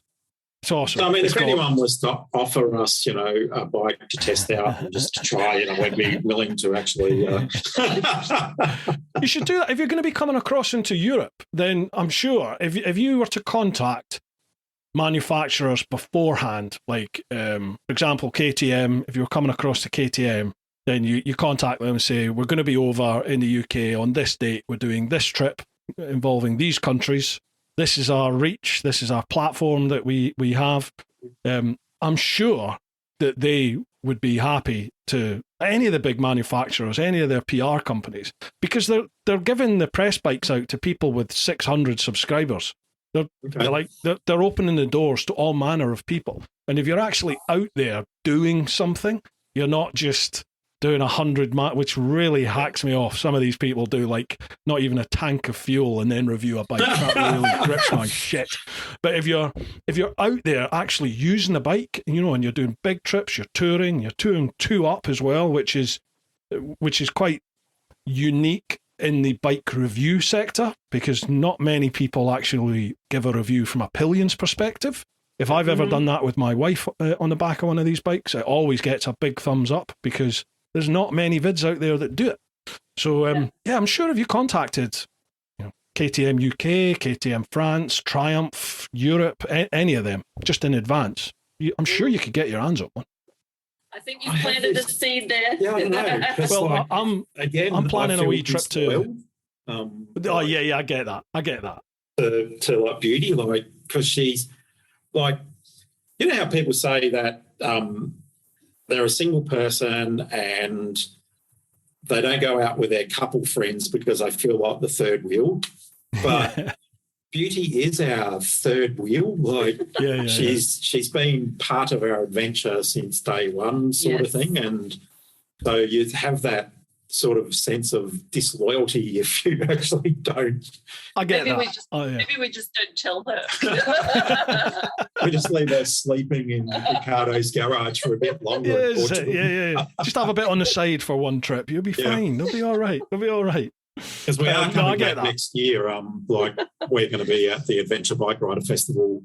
Cool. In June, and we're actually speaking at the festival this year. So, are you going next year? Sorry, are you going next year? Yeah, I'm going to be there now. I'm not, as far as I'm aware, I'm not doing anything there, but I'll go anyway and do probably do a night there at least. Because this year I couldn't stay. I literally went. I think I did the Friday, so I was just there, gave a talk, saw a few people, and then I had to come home that same evening. So. Yeah, I'll definitely stay over one night. I'll see you there. Trip. We'll buy you a beer. Thank you very much. I'll buy you one. We started this year's tour actually at the festival, so I saw that. We were there awesome. From the Thursday to the Sunday, which was really good. Awesome. It was great. We really, really enjoyed it.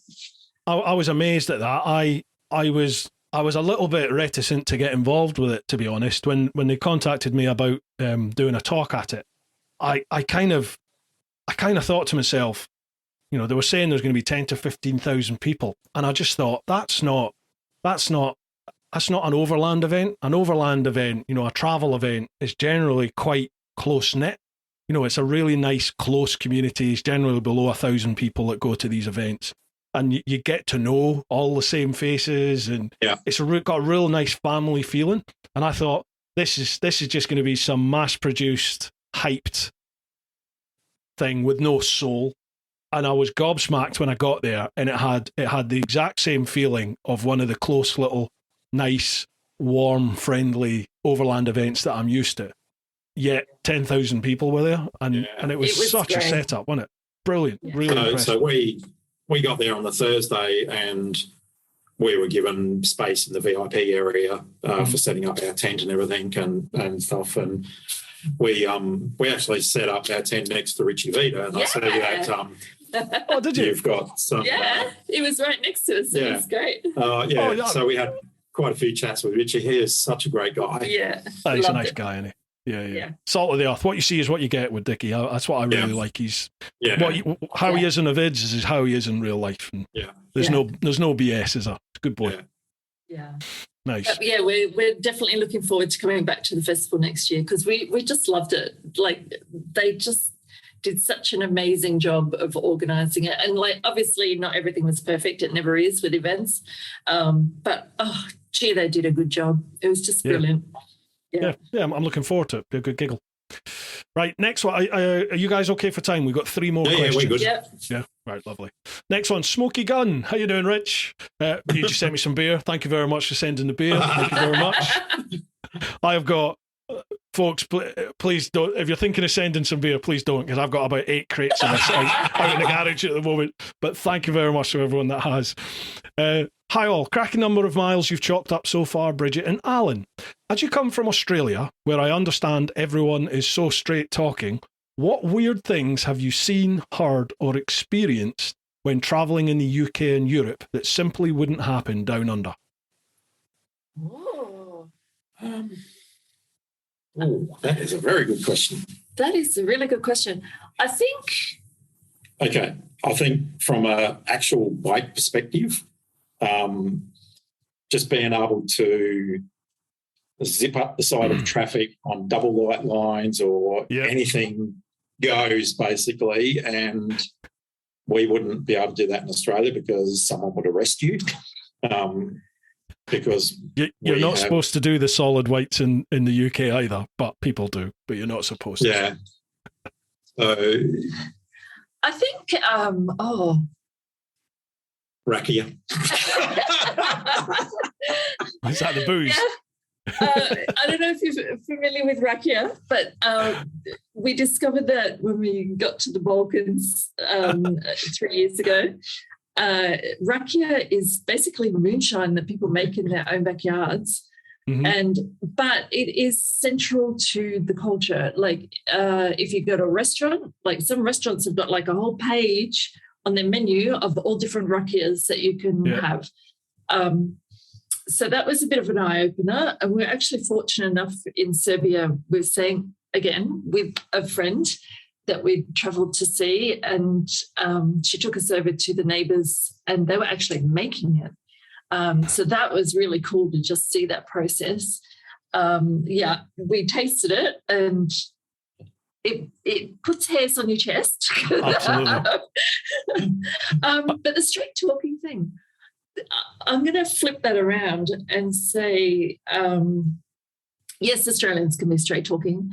But what I found with Europe, when we're having a conversation with someone and English is their second or third or fourth language, we have to really, we have to get rid of all the colloquialisms and the slang and all that and speak very plainly and literally.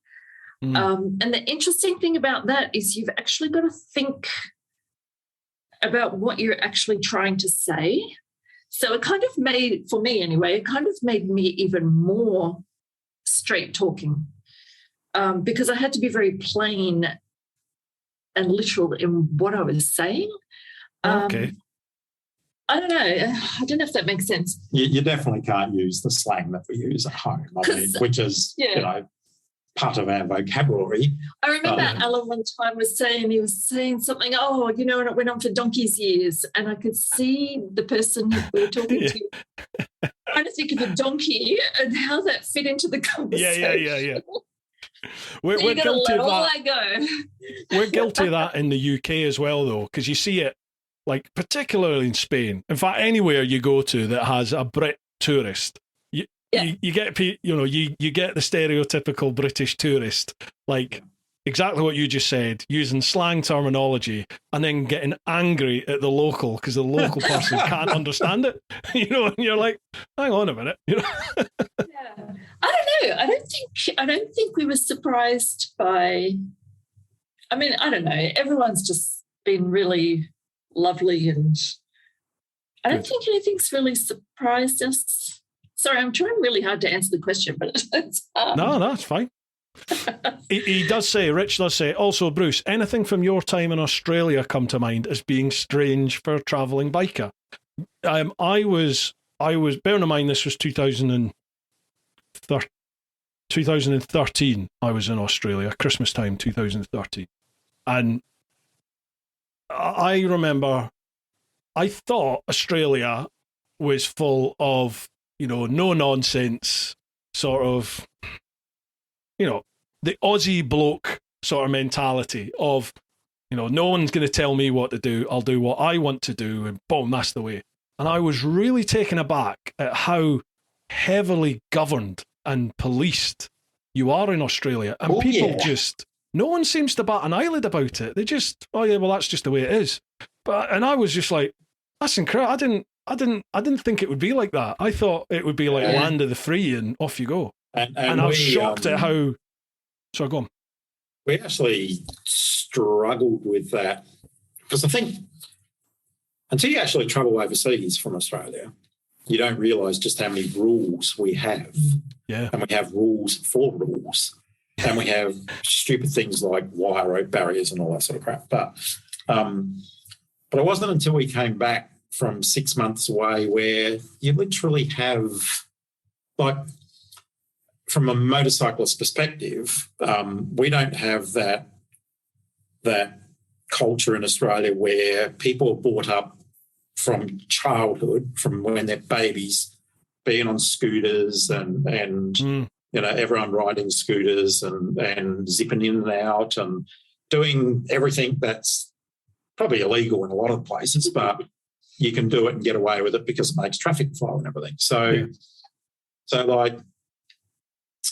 when we got back from our trip in 2019, we did find it difficult to actually adjust back to Australian conditions and the rules that are there and everything. Like we have, a road in Queensland, which is one of our roads that we do in southeast Queensland, that goes for about 60 kilometres and it's all double white line and there's not one overtaking part on it. Mm-hmm. And we've just come back from doing, say, Grossglockner, where every turn has broken white lines and you rely on your common sense to actually overtake safely. And they seem to do that because I didn't see anyone flying off the side of the mountain. But yeah, it's like a big brother attitude type thing where it's, and like, I don't like to actually bag out Australia and then, because we are, a very fortunate country, but we do some weird things when it comes to.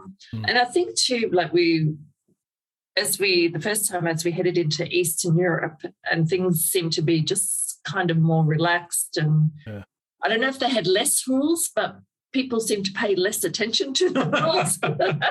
It's like common sense rules, though, isn't it? That's what I've found. Yeah. Yes. And the impression that we got was. These countries are not as well off, but in a lot of ways, the people seem to have more freedom. Mm-hmm. Like they're not sort of so restricted as some other countries, including Australia. Like, in Switzerland, I think, you'd be really careful that you do not go 1 kilometre over the speed limit because you'll get a big fat fine kind of thing. So, it was a real eye-opener to go into Eastern Europe, Turkey, Greece, where they're just way more relaxed about that stuff. And that was one of the things about Turkey. We read beforehand that they're quite heavily handed with their traffic police and fines for, if you're exceeding the 70-kilometre speed limit. But there was not one motorway that we went down or road or anything where the sign went from 100 back to 70 back to 50 or whatever, where their little intersections are that you can turn around and everything. We did not see any people doing the slow down to 70 or the 50 or anything. And the first time we did it, we nearly got hit. And after that, it's like, you just do whatever the traffic is doing. And you quickly learn to realise that when they slow down, you slow down because they know something you don't. There's police, there's police up there. Yeah, for sure. Yeah. But you're right. It's the common sense. Oh, the other thing too we noticed was in a lot of countries, in Greece, you were asking about Greece before, and there's a few other countries as well, where in all these twisties and you're in the mountains, there is hardly a single sign, like an arrow sign, to tell you how tight the corner is. Or, you're expected to use your eyeballs and use your common sense to figure out how slow you need to go around these corners. So that was interesting as well. And I think in Australia, we're sort of I think we are coming to the realisation that all these signs and everything, like, that the road goes this way, it goes that way and everything, is actually more of a distraction now because there's so many of them than people actually using what was once common sense and, judging it for themselves. Yeah. It's a different riding experience, that's for sure. In Oz, I find myself paranoid over there because I don't know if it's still like it now, but they had the problem with all the bikies, so you couldn't have a group of more than, I think, 3 or more, and you had to have permission from, I think it was the old bill. You were supposed to have permission to have a group of more than 3 of you together. But, I had people meeting up with me, and, we went out in groups of 5 or 6. And I remember them saying to me, we might get stopped by the old bill here. But I mean, at the time I was a copper anyway. So they were like, you're going to have to take the lead and try and sweeten the deal sort of thing. And you're right. It was just, they were drilling into me that you cannot speed and, this place and that place, don't speed. When we get into this bit of road, you should be fine. Keep your eyes open, but you should be all right. And it made me really paranoid. And I found myself like concentrating more on the speedo than on the road ahead. And you're like, well, this can't be right, surely. I should just be reading the road. But And I actually remember that quite well. There is a very notorious copper in out of Brisbane that is known to be extremely over the top with motorcyclists in different areas around Brisbane. And I remember going up to one of our cafes, Mount Glorious. It's a great little run. Beautiful twisties all the way up, twisties all the way down. But it's got a 60-kilometre-hour speed limit the whole way. And I was coming back down, heading back to my house, and I had one of the police coppers behind me, and I was the same. Like, I was concentrating so much on keeping my bike to under 60 kilometres an hour. I wasn't concentrating on the corners at all because I was looking at the speed limit all the time, or the speed up all the time.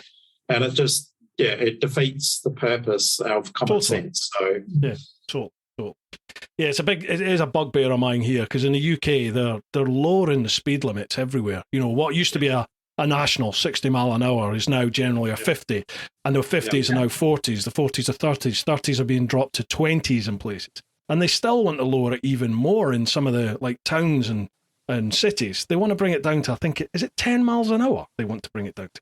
It's ridiculous. I mean, so we might as well get the red flag out and just walk in front of the bike. It's insane. Just insane. And then you go to Turkey, and like the new motorway that goes down the Gallipoli Peninsula, or down on towards the Gallipoli Peninsula once across the Bulgarian border, there's a new motorway that goes down there. It's got 140 limit on. Like, it's... We're going to get back to Australia and our 110, 100 kilometre an hour limits, and it's going to feel like you just... Like, we don't do motorways that often, but sometimes you want to do motorways to go, get from point A to point B. And being able to do the 120, 130 is just like, it eats up the kilometres, whereas we get home, massive. The Nullarbor Plain, 3,000 kilometres of road at 100, 110 kilometres an hour. It's just... I'll tell you what, I definitely did not do that speed when I was crossing it. I was on my jitsu. I was just gone. Ignorance is bliss. That's all I'm going to say. Cheers for that one, Smokey. Next one, Lee Vigor. Hello all, hope you're well. My first question is, what are the worst habits you see in each other? Okay.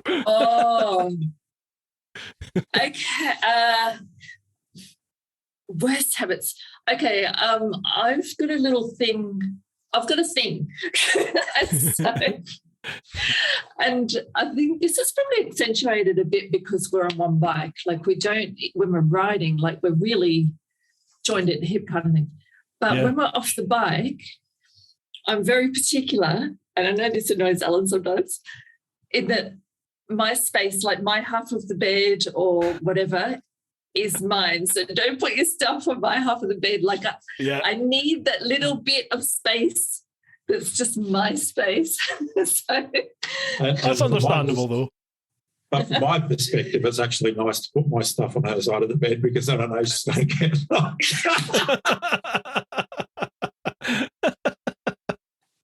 Yeah, that's got to be hard being on a trip together all the time, but as rider and pillion as well. Because as you said, there is no personal space there, is there, during the day? No. And especially when we're in the tent, because we do camp as well. Yeah. So we mix up our because we're trying to, we have a budget that we try to stick to that is quite tight.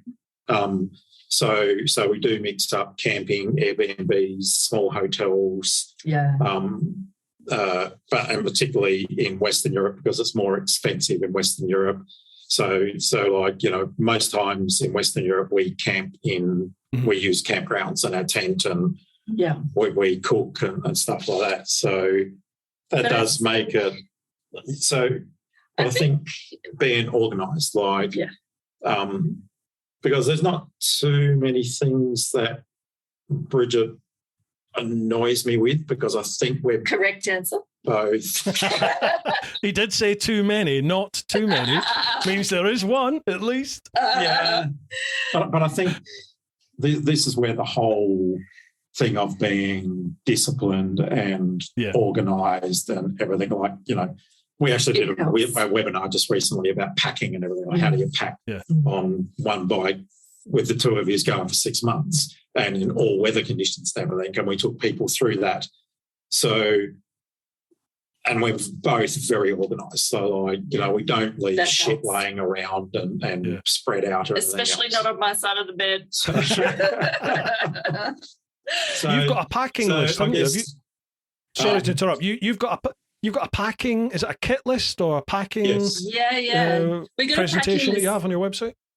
Yeah. It's the packing list that we use actually for all our adventures, and that's on our website. If you're listening and you want to jump on the website, you can download that as well. Again, a free download. Freebie. So. Feel free to do that. So I haven't finished what annoys me though. Yeah, what annoys you? So with Bridget is snoring. All right, I'm going to get you later. That's got to be horrible. I'm a snorer, but my wife has developed a snore now, which she never used to have, and it's anyone that's ever shared a bed with me or a room with me, I've got full sympathy for you now because God, it's annoying, isn't it?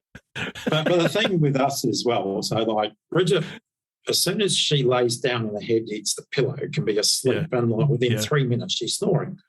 And with me, I'm one that's very difficult to switch off. So I've always got something happening in my head. I'm not sure what that's a good thing or whatever, but it takes me forever to actually go to sleep. And I can be as tired as anything, but it seems to, as soon as I lay down and my head hits the pillow, it's like, Okay, so I think that's something about yourself that annoys you, though. It's accentuated because you're laying there snoring away, which annoys the hell out of me that she goes to sleep straight away. And then I'll eventually drift off, and once I'm asleep, I'm normally okay. But so I actually use my my earplugs that I use for riding. I put them in my ears to sleep with. So. In all seriousness, before our trip 3 years ago, before we went on that trip, we didn't actually live together. So we went from having two separate homes and seeing each other sort of a few times during the week to 24/7. Wow. And I've got to admit that it took me a little while to adjust to that. I bet. I did have a few meltdown moments, I've got to admit, where I'm just like, this is not working for me. But I think you adjusted pretty quickly. I think you didn't find it that difficult to adjust. But for me, it was it took me a while. But I think now we're kind of in the groove. Actually, no, I think part of the problem as well was that we were treating this 6-month trip 3 years ago, our first huge adventure. We were treating it like it was a Saturday ride every day. And it took us a while to figure out that that's not how you do long-term travel. Yeah, it's life now. Yeah. So we were getting into a new place at 5 or 6 o'clock at night. We were exhausted. We had to put the tent up. We didn't know where we were going to eat that night. It was like so once we figured that out, that made everything a lot easier. But yeah, it did take a little while to adjust. But now that we're in the groove, it's much easier. And we still have our moments where we're not, where we're tired or we're sore or we're hungry and we're not happy and we're like, but, once we get some food in our bellies, we're happy again and it's all good. We've been together 10 years and, it's both second time round for both of us. Relationship-wise. Yeah. So I think your life changes, like, as you get older. Yeah. And, we've not had any stand-up arguments or anything in 10 years, let alone, when we're on the bike and travelling and stuff. So it is about being tolerable, and your tolerance levels have got to be a lot higher, I think, than when you're, going off doing things, at home, like you're both working or whatever else. When you're together 24/7, it does take a little bit more effort, because you do have different times where both of you are tired at different times. You might, be a little bit short than what you normally are, but and you just got to be a little bit forgiving and go, you know what, we're tired. It doesn't matter. Let's just sort ourselves out. We'll be good. Yeah. So, absolutely, yeah. I mean, that's part and parcel of a relationship, isn't it? But obviously it's amplified to the nth factor when you're away together on a long trip. Oh, what's happened there? Has my camera disappeared? Me again, folks. Just a short one this. We are also sponsored this month by the Influencer Store. If you go to TeapotOne.com, you'll go to the shop, check out any of the merchandise that I have available. That is all handled by the Influencer Store right here in the UK. I've got a quick bit of blurb to read out for them, and that is: the Influencer Store helps you build your brand, big or small, providing you with a solution and apparel. We help you to increase your fan base while supporting you with starting your own influencer clothing line with nothing more than just an idea or design. And there are no hidden costs. For more info, come check us out at theinfluencerstore.co.uk or drop us an email at online@influencerstore.co.uk for more information. Make sure you check them out, folks. Head to TeapotOne.com, head to the shop, and you'll be supporting both the Teapot One channel and the podcast right here if you buy anything from the merchandise. So a massive thanks in advance to you, and a huge thanks to the Influencer Store. And lastly, folks, I just want to say a massive thank you to you. Thank you very much for listening to the podcast, for watching the vids, for commenting, for liking, for sharing, for following and subscribing. It all is a massive, massive help. We're on a bit of an upturn at the moment. The podcast is gathering momentum. The channel is certainly doing really well. So a huge thanks to everybody who's been involved with that. If you want to go that extra mile, then you can always buy some merch over at TeapotOne.com. Or if you really want to get committed, you can join the clan over at patreon.com/TeapotOne. All links for everything are down below, folks. I appreciate any support in any form you can give. All right, then. That's enough with the beg and bowl. Let's get back to the podcast. Right. Sorry about that, folks. We're back. I think my GoPro's overheated, so I'm now using the webcam on the computer. That's why I'm right in your face. And it's so I'm not sure whether that answered the question, but it is one of the things we are talking about next year at the ABR Festival is, surviving with your partner long term on a long term trip, and right. Money and all sorts of things about just being a couple on the road. It has its challenges, definitely. But having said that, God, the adventures we're having are just crazy and outrageous and wonderful. So, the negatives are very minor compared to the positives, that's for sure. Awesome. Have you ever spoken with Simon and Lisa Thomas to Ride the World? Yeah, we had a chat with them at the ABR Festival. So, yeah. And they're briefly, yeah. They're a great couple. Lovely, lovely couple. I think they have got this whole travelling as a couple thing down pat. Oh, yeah. Well, and Lisa goes, she's on her own bike as well. I don't think she was initially, was she? I can't remember if they started off on their own bikes. But yeah, they're definitely on their own bikes now. 2 bikes. Right, yeah. So they have that separation, I suppose, at least. Yeah. Yeah. Right, Lee has another question. What's the top of your bucket list for both of you? And if you could only choose one, who would win? Bucket lists. I don't want to sound cheesy, but I feel like we've ticked off everything that was on our bucket list. Maybe Nordkap. It was on yours, you've not been up? No, we've gone about a third of the way up the west coast of Norway, but Nordkap's definitely on our list for next year. And it's not so much, but it's not so much because people say once you leave the Lofoten Islands and the Lofoten and everything, it's pretty boring actually to finish it off. But it's it's beautiful. It's magical. It is magical. It's just to say that you have been to the most northern point, the Arctic Circle and everything. So, we've been to the most southern point in Australia, down Tasmania to Cockle Bay, which is the most southern point you can drive in Australia before you hit Antarctica. But yeah, and then so that's one that's on the bucket list. I don't think I've got anything specific. My bucket list is just to be able to do what we're doing, which is just brilliant. To go, you know what, we want to have an adventure, and where do we want to go, and to actually do it, and not just say what if and never get there. So I'm not that specific about where we go. I love mountain roads. I'm always talking about the mountains. Where are the mountains? Where are the mountains? But in terms of somewhere specific, I don't have anywhere specific that's on my bucket list. It's more the adventure.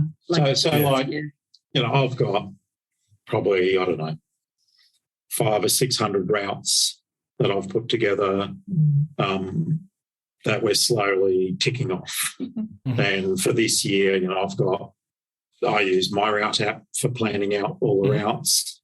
And then I've got a TomTom 450 that we put them all into and stuff.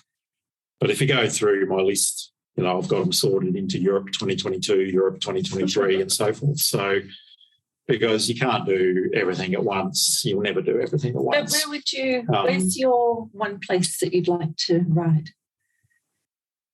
I don't know, because I think it's more about the ones we still haven't done, whether it's in, in Spain, or whether it's in Portugal, or whether it's in Italy. We've done quite a few roads in Italy, France, Switzerland and everything, but there's still more to do. So actually, I want to change my answer. Okay, go on then. I'd really like to go to Georgia. Oh, wow, yeah. Yeah, because I've just seen photos of it and it looks just incredible, the scenery, the landscapes. So, yeah, I'm going to say Georgia. That was on my original route, my original round the world route. I had Georgia in there. But what was it like? Well, I didn't get in there. I didn't go because doing Africa, I was going down West Africa. I had some issues, which meant I had to come back to the UK. And then by that point, most of the Middle East had just become pretty much a no-go by that point, which, I mean, it sounds a bit of a get out, because there were still people traveling. You know, there were still people going to Syria. There were still people traveling to Iran and Iraq, even during those times.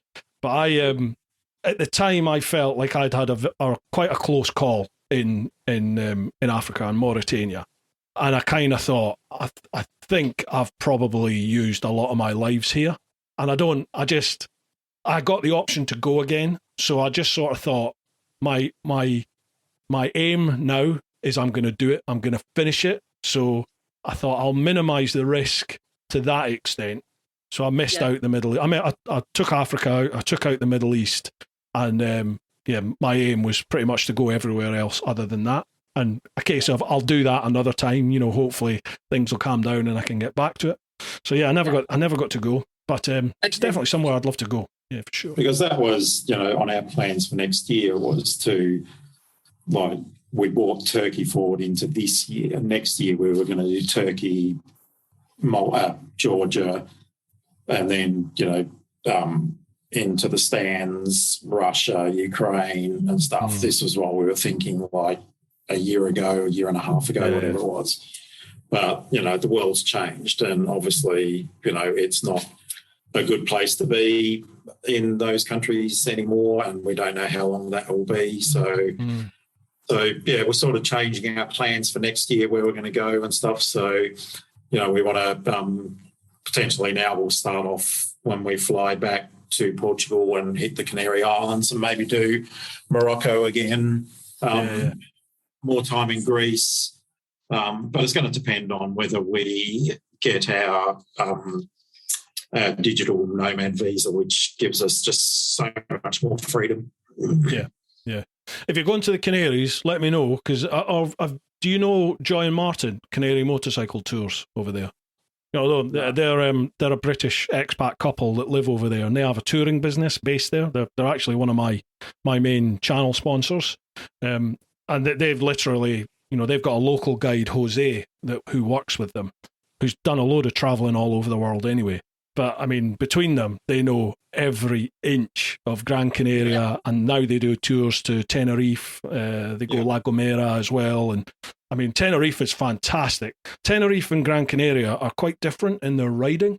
Like Gran Canaria is much tighter, more Najeri mountain roads, whereas Tenerife has got much faster, you know, quite dynamic riding roads. Yeah. It's beautiful. Both of them are beautiful places to ride a bike. Yeah. I'm out there next month, actually. I'm taking some people out to Gran Canaria in December. So I'm looking forward to that. It's beautiful. Yeah. So yeah, if you want contacts over there, let me know and I'll introduce you. Yeah. We have a thank you. We have our friends from Croatia who have an apartment and everything. Beautiful. In there and a yacht and stuff, and so you know, but they're actually going to be in Asia, so we've volunteered to look after their place for them. That's very good of you. Very charitable. Good on you. Very generous, you know. Absolutely.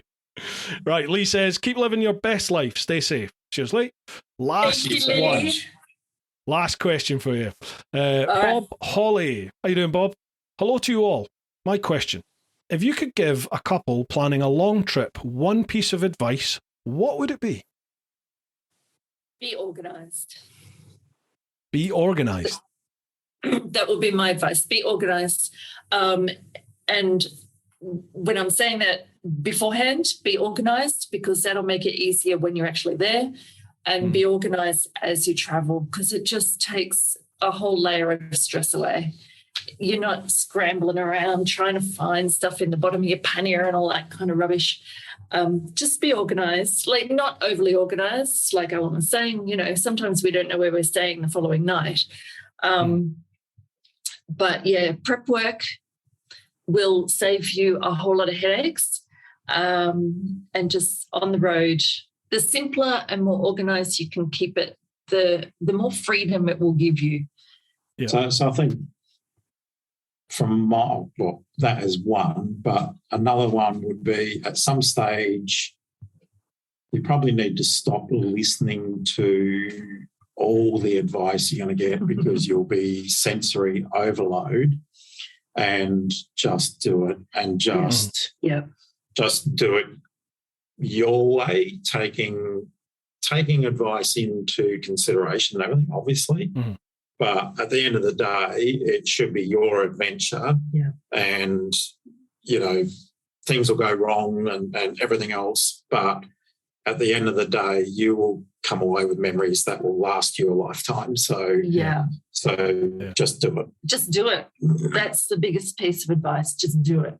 And I think that's probably one of the biggest steps that people don't do. You can always find a reason not to do something, but absolutely, if it's your dream, and just take the plunge, because it's not scary, it's not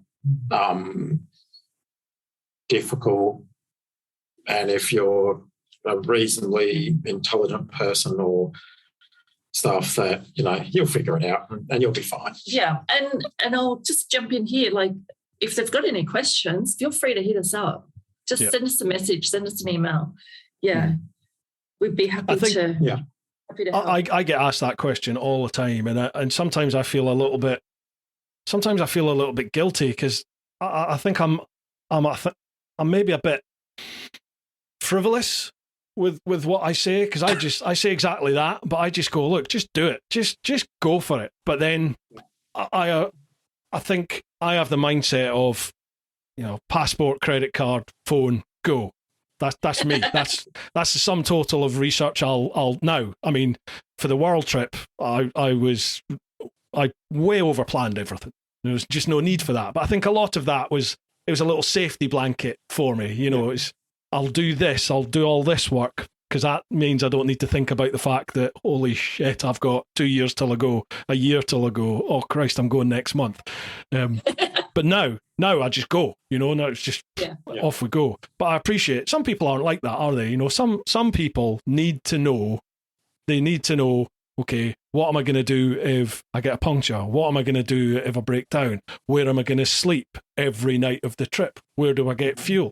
Whereas once you've been out and you've done these sort of trips, you realise you get fuel everywhere and you'll always find somewhere to sleep. And worst case scenario, if you need to sleep in a field or you've got to sleep in a petrol forecourt, okay, do that for a night. But make sure the next day you've got somewhere sorted. Do you know what I mean?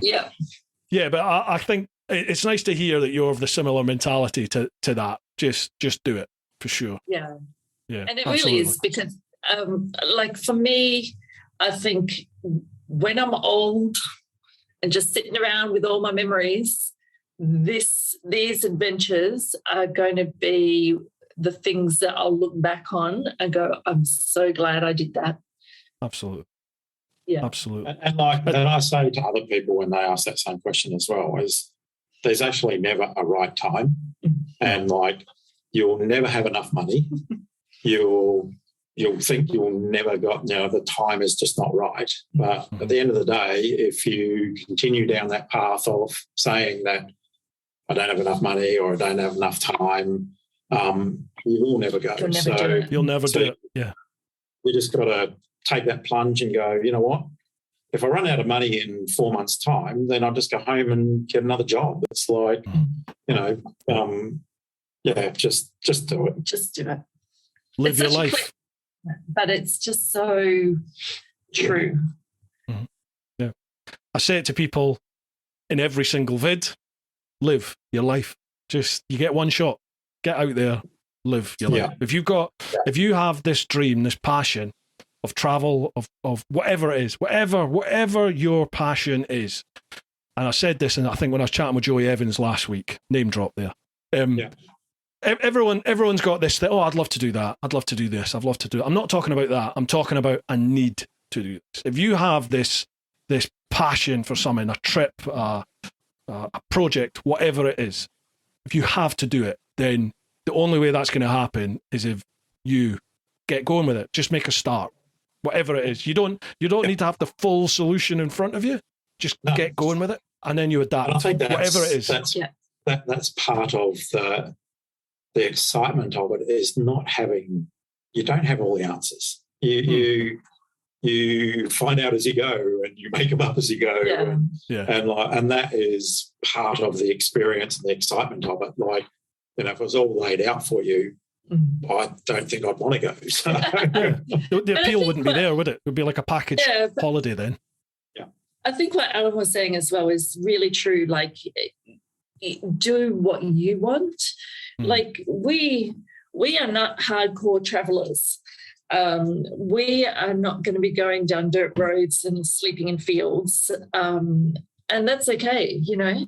Dirt roads are okay, but not gnarly dirt roads. Yeah. We're not hardcore. For other people, they want to stay in nice, swanky hotels. That's totally fine. That's not us either. That's not what gets us excited. But just whatever floats your boat, don't think that you have to do it a certain way or you have to do what someone else has done. You don't have to be Ewan McGregor and Charlie Borman. You know, you can do it any way that you like, and that is perfect for you. So don't be intimidated or don't be intimidated by what other people are doing and thinking that you have to do it a certain way, because you don't. You can do whatever you want. Absolutely. I get people saying that all the time, that, oh, you know, I did this trip, but it's nothing like your trip. It wasn't as big as your trip or hardcore. And I'm like, no. Just, it's your trip.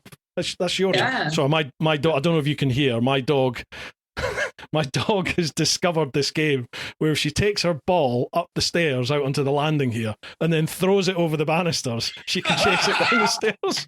So she's been doing it for about the last 20 minutes. She's an idiot. Dad, hurry up. Yeah, she is. Awesome. Well, that's worked out. Oh, yeah, absolutely. Yeah, 35 kilograms of idiot, that dog. Well, that's timed quite well, because that's us finished all the questions. Guys, please feel free. If there's anything else you'd like to chat about, feel free. If there's anything you want to plug, the website, your socials, I'll pass it over to you. Oh, you're frozen. Hey, so there we go. That was our fault, because my data is all used. So God. Oh, sorry about that. Right. Oh, sorry, our fault. Sorry. So it wasn't your issue this time. No problems.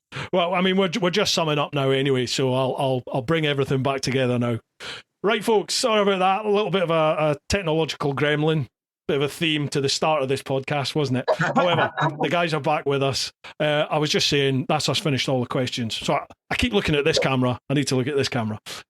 That's us finished all the questions. But if there's anything we've not covered that you'd like to chat about now, or if there's any plugs you want to give for websites, socials, new projects, anything like that, feel free. Yeah. So you can find us on the interwebs at throwyourlegover.com.au and on all the socials, Facebook, Instagram, just search for Throw Your Leg Over and you'll find us. It's the blue bike is the logo. Yeah. And just a reminder, I guess, if you want to jump on the website and download the packing list that we use, you can do that. Schengen calculator. And the Schengen calculator, if Schengen's going to be a bit of a challenge for you on one of your adventures, you can download that as well. It's all free. And then we have our publications, paperback and digital. So we actually have a publication for Europe, which comes from our 2019 trip.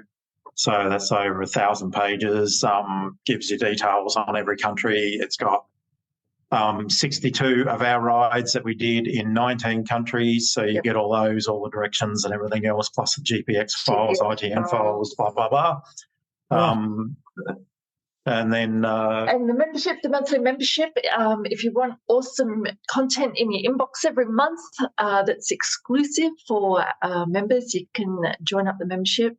So that's it in a nutshell. This has been really fun. Thank you for having us. Yeah, I've loved it. Really enjoyed it as well. Folks, I will leave all those links down below. So if you listen to the podcast, check out the show notes. If you are watching the vid, then check out the vid description down below, and all of the guys' links will be down there. So make sure you give them a like, a follow, subscribe, etc. Yeah, it's been a lot of fun. Thank you so much. Thanks for bearing with me at the start as well. What a nightmare that was. That has been absolutely awesome, Bruce. Thank you so much. Mate, enjoy the rest of your trip. And when you're back over, certainly for the ABR next year, if not before, give me a shout and let's meet up and do it for real in person. That would be awesome. Nice one. Right. Awesome. Safe journeys to you. And you, enjoy yourselves. Right, folks, hope you've enjoyed this one. As we've covered in this podcast and every single one before it, I think you're getting the gist now, aren't you? Get out there, do your thing. So make sure you look after those that you love, get on out there whenever you possibly can, but most importantly, live your life. Woo-ha! Cheers, guys. That was mega.